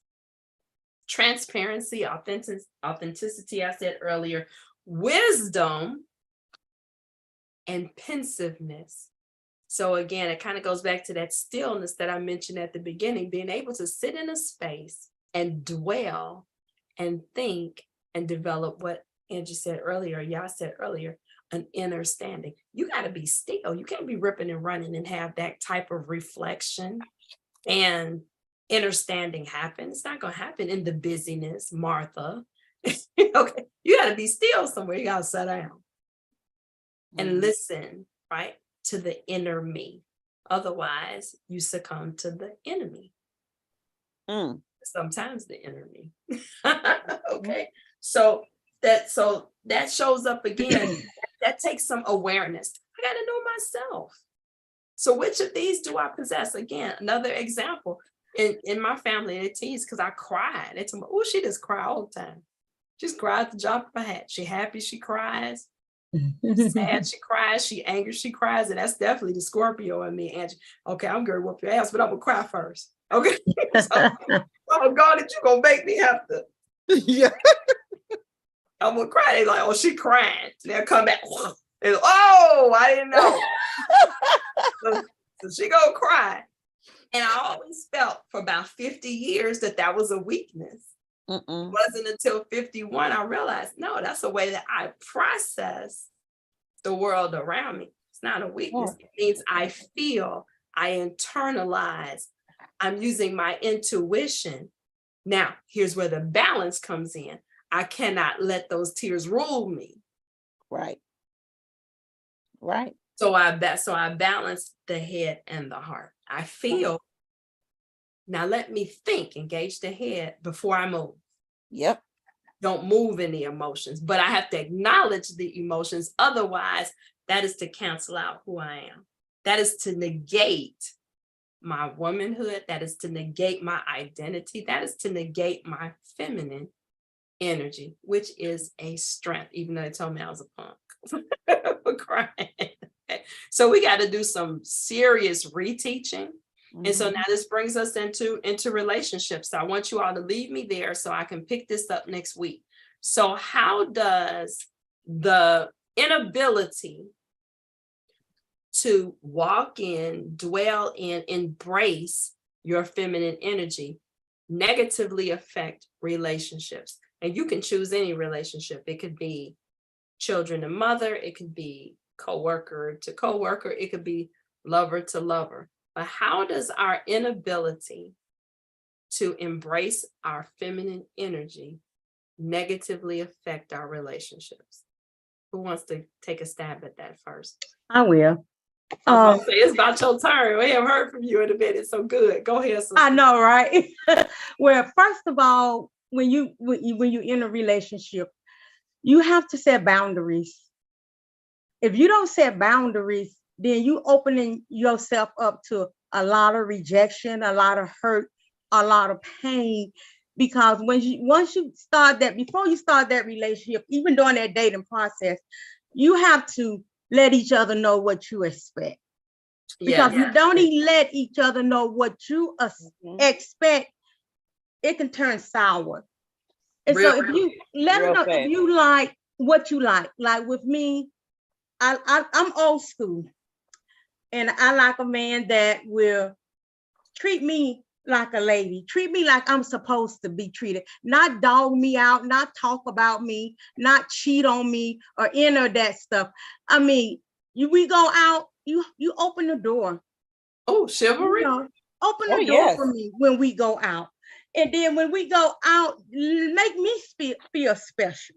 I mean, when we get ready to drive up to someone somewhere, open the door, let me out, and in return, you get out. And then we're going to feel like we connecting with one another. But if you don't have that connection, then you have nothing. That's my opinion. And if you do things that, that I like, in the return, I give you that same favor. I do the things that you like, but you have to be, like we say in church, on one accord. Know what is expected of you, and you tell me what you expect from me as well. And we can work from there if we feel like this is something that we want to do. So she's like I heard the yin and the yang there. I heard the yin and the yang. Now here's the pushback I know I'm going to hear from men. We still got a few more minutes, and you all let this chat room go down. You better invite some people to hear these last 10 minutes, because this is about to be real good going out. But watch this. I've heard some men say they have approached women to do that, and women will fight them for the door. I don't need you to do that for me. I'm not, I can open the door for myself. So like you said, that's old school. I think we have some expectations. If it's some younger women here, tell me about this. But I think we have some different expectations of what that looks like to have a man in our space, because I'm with you. I think you're supposed to put me in a car. Okay. I think you should open the door for me. Look, my father is 80 years old. Okay. He gonna open the door. He don't want me to carry a bag. I was like, Dad, I got it. Go in the house. I got the bag. He carrying the bag and opening the door. So that's what I was taught a man does. And so then I'm standing there, and some people looking at me like, what we gonna do? I said, ooh, you ain't the the one, because if I explain this to you, that's Kim. Everybody, and it sounds like that's Regina. But it's not, but that's not something that's universally understood now as accepted. And then, like I said, I've heard some men say that they operate like that, and women have fought them on it. Like, I need you to hold the door for me. See, again, like a baby. I was like, but again, I think that's again going back to women not wanting to accept the role of femininity, of the mindset of, I'm a grown woman, I'm self-sufficient, I'm independent, I can do this for myself. Well, it's not about if we can or can't do something. Come on now. We already know as Black women, as women in general, we can do a whole lot, and we really don't need men really for a whole lot, but a few things. 397 pounds of pressure. Hello, how you doing? But we choose, to allow them to be the men they need to be for us, to treat us as the queens that we are. Absolutely. And unfortunately, because of that new mindset, we have untrained men to be men for us. Come on now. And that's power in itself. And that's power. So we have power to receive. We also have power to create something new, and we make it work against ourselves. And make it work against ourselves, because out of the same mouths of those women who say, I don't need you to open my door, will be the same woman that will say, ain't no good men out here. Yeah, or why he won't come pick up his kids. Or why he won't come pick up his kids. Why is he not being supportive? Why is he not doing these things? Well, you've retrained him and let him know you don't need him for those things anymore. And so now you've gotten the monster that you've created, but now you're not happy because the monster is now, for some reason, not what you thought he would be. You shifted the energy. Yes. So you have. So now they operate. So you have to be careful how you use. You got to be careful how you use your energy. It's so funny. When I looked up the definition, it says feminine energy is soft, nurturing, and grounded. But make no mistake, don't mistake this for being a pushover. That's it. She's soft on the outside, but strong on the inside, and exercises her boundaries. She exercises her boundaries, which goes back to what Sister just said. You make your boundaries, and then you let them be known in communication with whomever. That's it. And the feminine energy will exercise her boundaries. This strength comes from knowing who she is. Yeah. What she wants, and not being afraid to meet her shadows. Oh, not the darkness. Angie talked about earlier, not the darkness. Not being afraid to meet her shadows. It's like, come on through. Come on through with it, okay? And there's nothing wrong with any of that. But again, how we go about doing it. And I'm how telling you go about doing it. These how you go about doing shows and social media has everybody thinking that it's loud and it's gregarious, right? And it's like I said, it's nasty. You can secure the perimeter and enforce your boundaries, okay? Absolutely. Without being ratchet. Absolutely. And in fact, if you're in full authority of yourself, you don't need the tone. You need the intentionality to say it and enforce it. Oh, I don't do that. Exactly. I don't go there. When you're comfortable in your own skin, please this, and you know that's right, and you know who you are not going to accept anything that's outside of the realm of your understanding of what you feel you need. That's a big if. That's a big if. And if you don't, that's why people run into problems, because they don't know. So I say, spend time with you. Learn you. I remember I was talking to you, Kim. I said, in my 30s, it's like a light bulb came on for my 30th birthday. And I used to have hair down my back. I was always one, whatever anybody needed, I would drop my life and handle what they need and take care of them. And at my 30th birthday, I was meeting my family for dinner.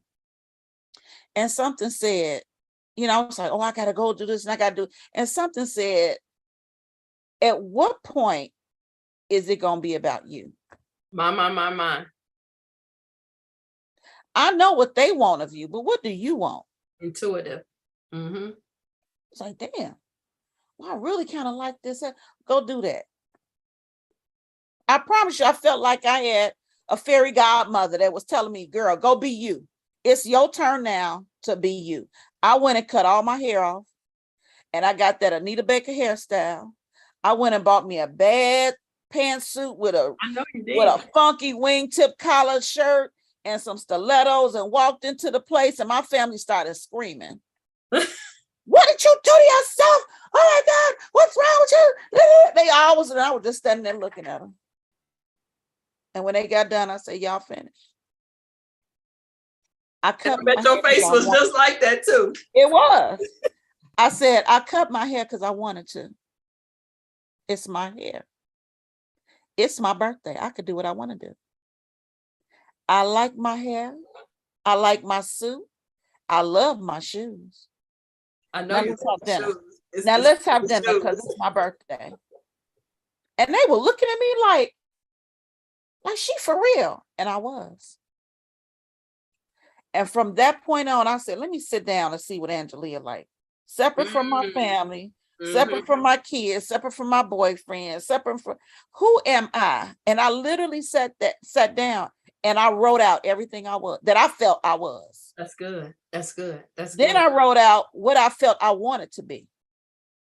All right. Write the vision, make it Then I felt out what I could do with where I'm at now. Potential.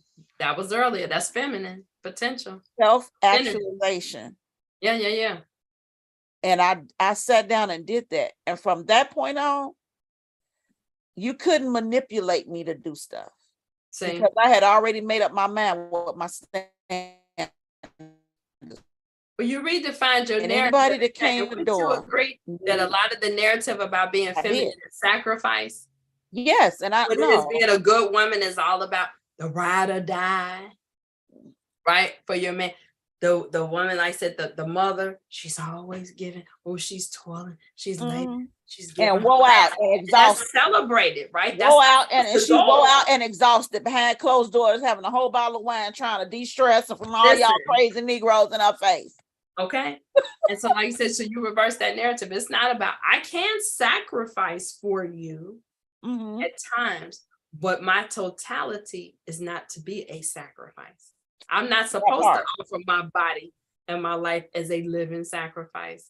But there are times that I will choose to because I give, right? Because I'm empathetic, because I'm compassionate. Okay, so it's your choice. It's not theirs. Boundaries are so huge. That's a great story. I'm glad you figured it out at 30. You beat me by 20 years. Took me.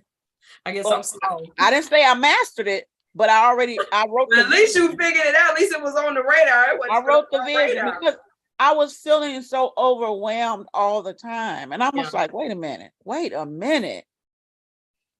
And sometimes when you're a constant giver, sometimes people will take you for granted. Oh, they often do. And then what your life encompasses to them doesn't mean much at all. Because you're there to serve their purpose. Exactly. Yeah, you're there for them. No, and I guess we wear that as a badge of honor. But here's the thing, though, Angelia. A lot of times we wear that as a badge of honor, and we even promote ourselves that way, and then we get mad when people actually, you know what I'm saying? But oftentimes those people aren't happy in life either. And I told you, I'm about being happy and having some peace. I need it. I love heart. My symbol is a heart. If anybody knows me, you can always see something like this on me. My husband bought this for me for my first anniversary. And I had another heart that I was wearing, but I love hearts because I love people. You know, I love to be a help to people. I love to encourage people. I love people, but I'm not a pushover.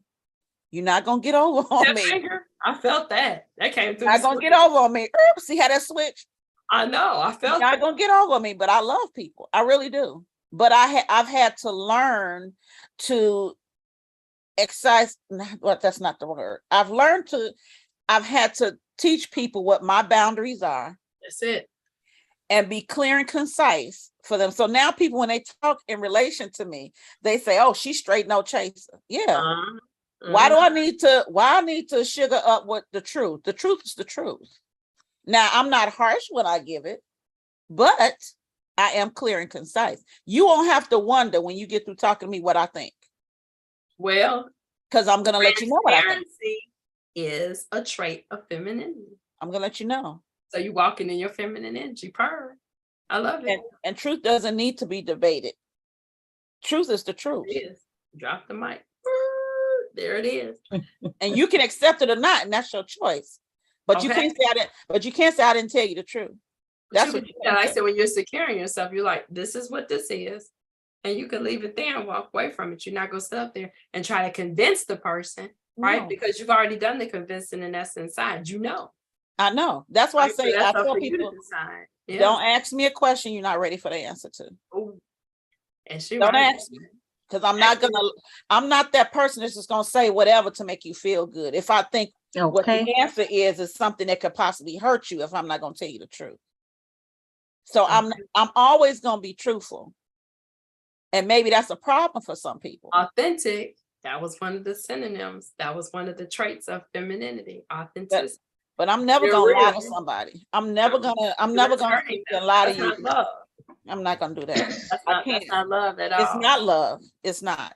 I have to be honest. So I tell you, if you don't want the answer, don't ask me the question. Okay, and she means that. And I mean, Queen Mother Sister, how does the inability to embrace our feminine energy negatively impact our relationships? And then I'm gonna close. The way it negatively impacts is because one has not learned the importance of what we started out with, knowing thyself, the definition. We need to understand the difference between femininity and being feminine. Yep. They are two very different things. Yes, they are. Okay. Unpack it. Femininity is the character. It is the qualities, the attributes of who you are.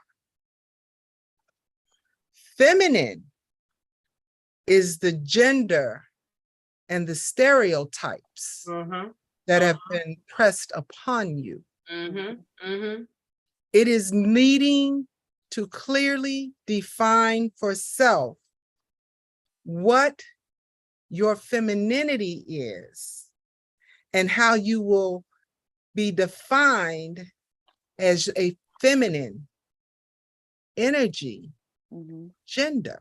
I can't stand her. I promise you, I can't stand her. Come on, Angie. Go ahead, bring it together. Bring it together. It is when you sit and you talk about, as I hear you say, setting boundaries. It is, again, the difference between knowing you are the altar. You are not the sacrifice. Come on. For the people in the back. Oh my God, I'm trying to throw something at the screen. When you know that, then it will no longer negatively affect any of your relationships. You're right. They will either rise. When you approach the altar, you approach with reverence, respect, come on, and love. You bring offering to the altar. Why she going there, Angie? Why she going there? I mean, I'm over here writing my notes. I'm writing my notes right now. Stop. This is how the notes stop the negative impact. That's it. You do the work. Honestly. Go inside. You can't even begin to set a boundary because you do not know the definition of who you are, because you have not written it yet. That part. When you write it, baby, the universe is designed to facilitate your winning. Woo! Life and death is in the power of the The tongue. tongue. That's right. That's word. If you do not write it, how do you expect to win? If everything that falls out of your mouth is I'm sick and tired, then you're going to be sick and and tired. tired. My. But if you are saying I am the head and not the tail, I will not die. Also word.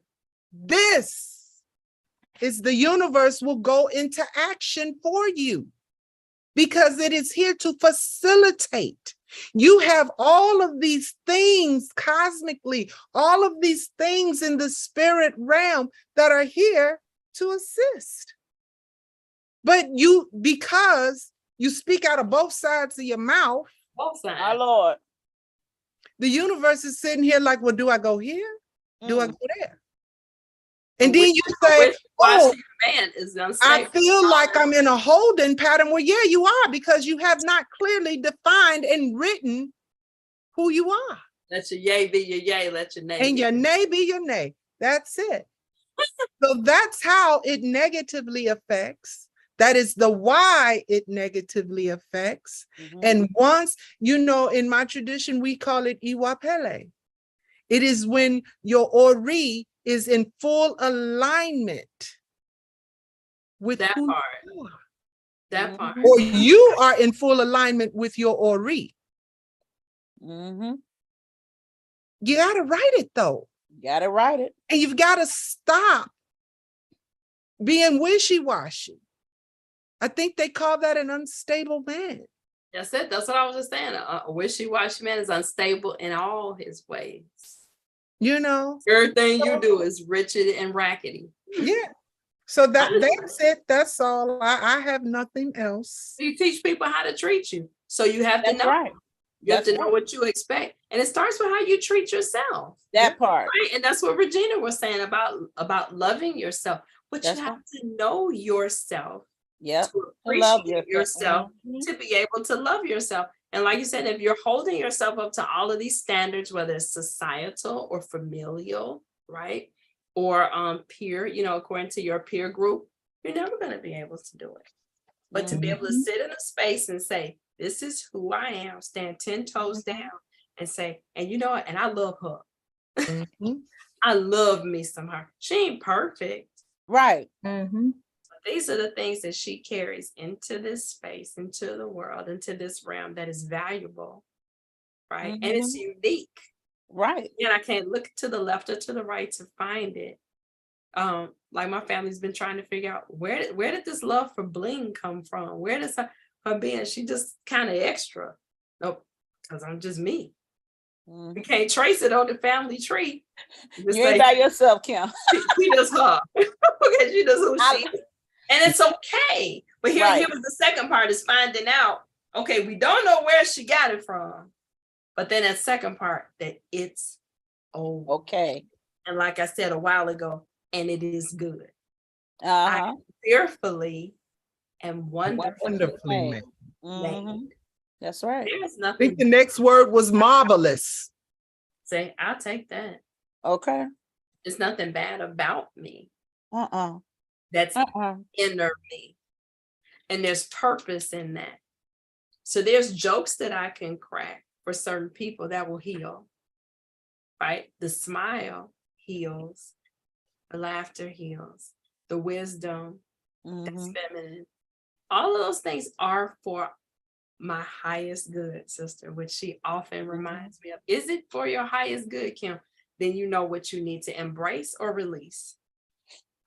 And so the last piece, and I heard all of you say a little bit of this, is once the knowing happens, it's not even about the vetting process.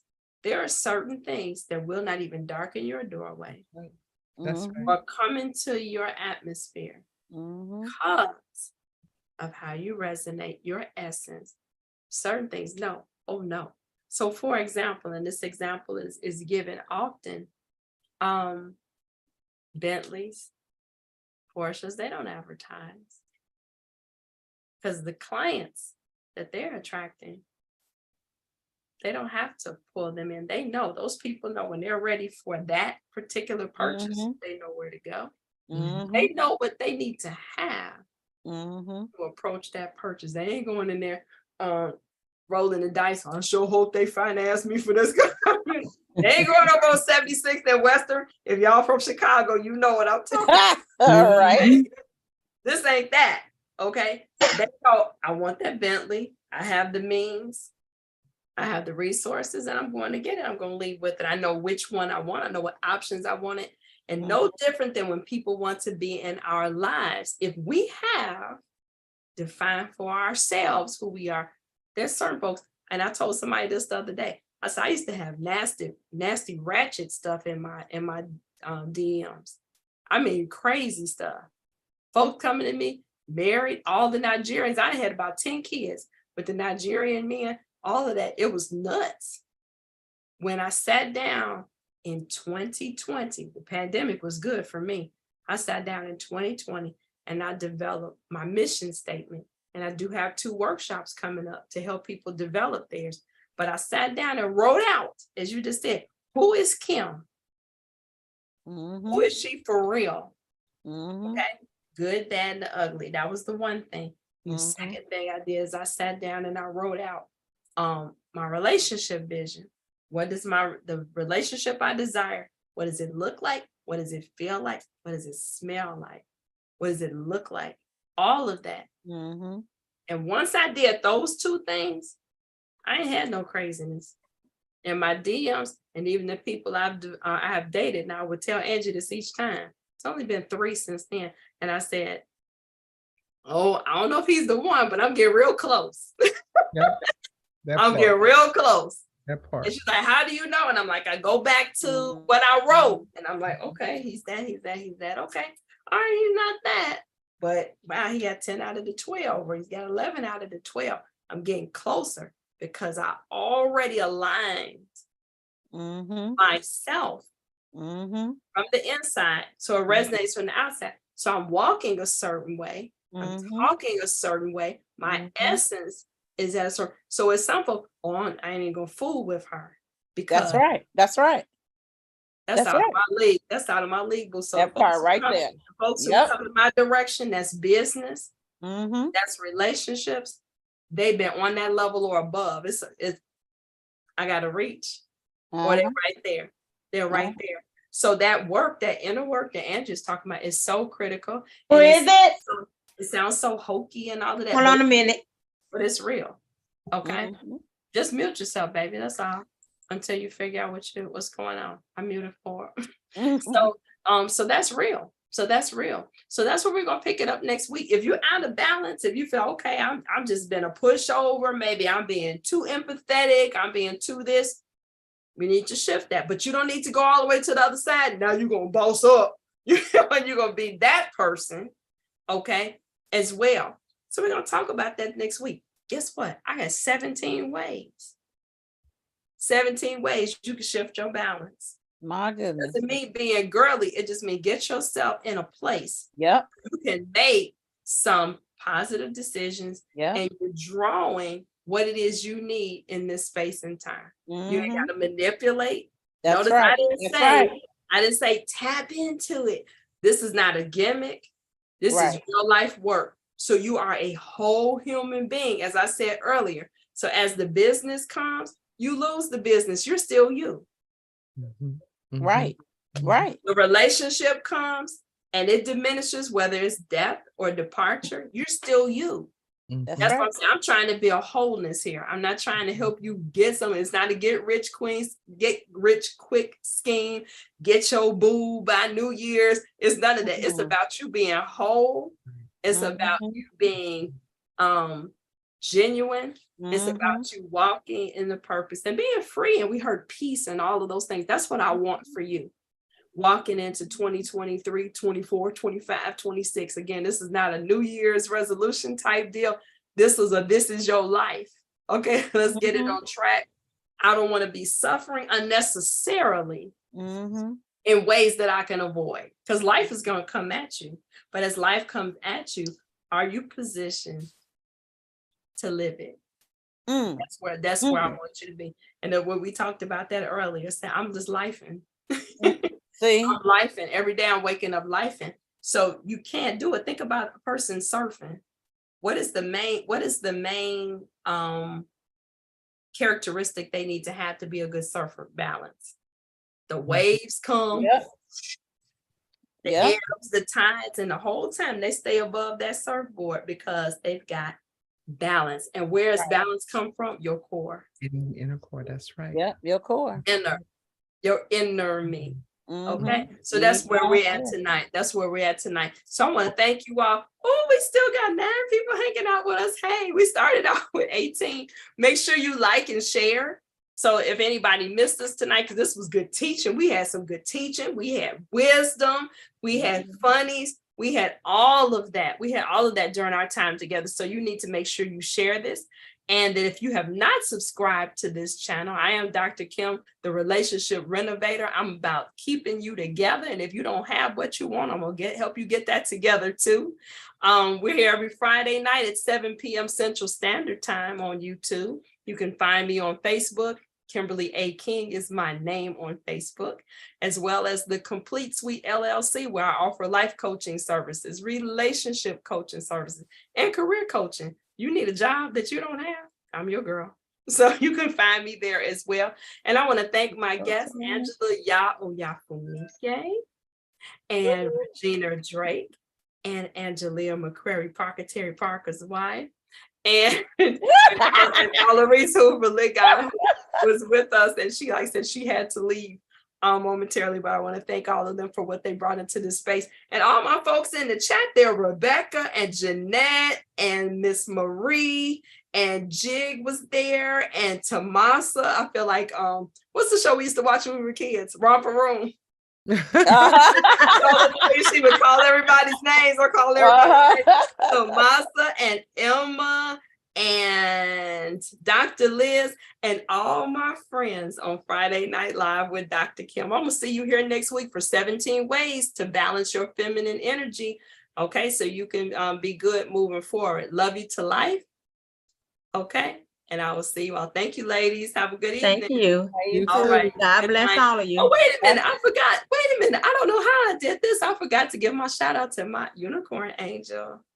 Thank you, Unicorn Angel, for everything you already know. All right, now I can go. Bye, y'all. Take care. Bye-bye.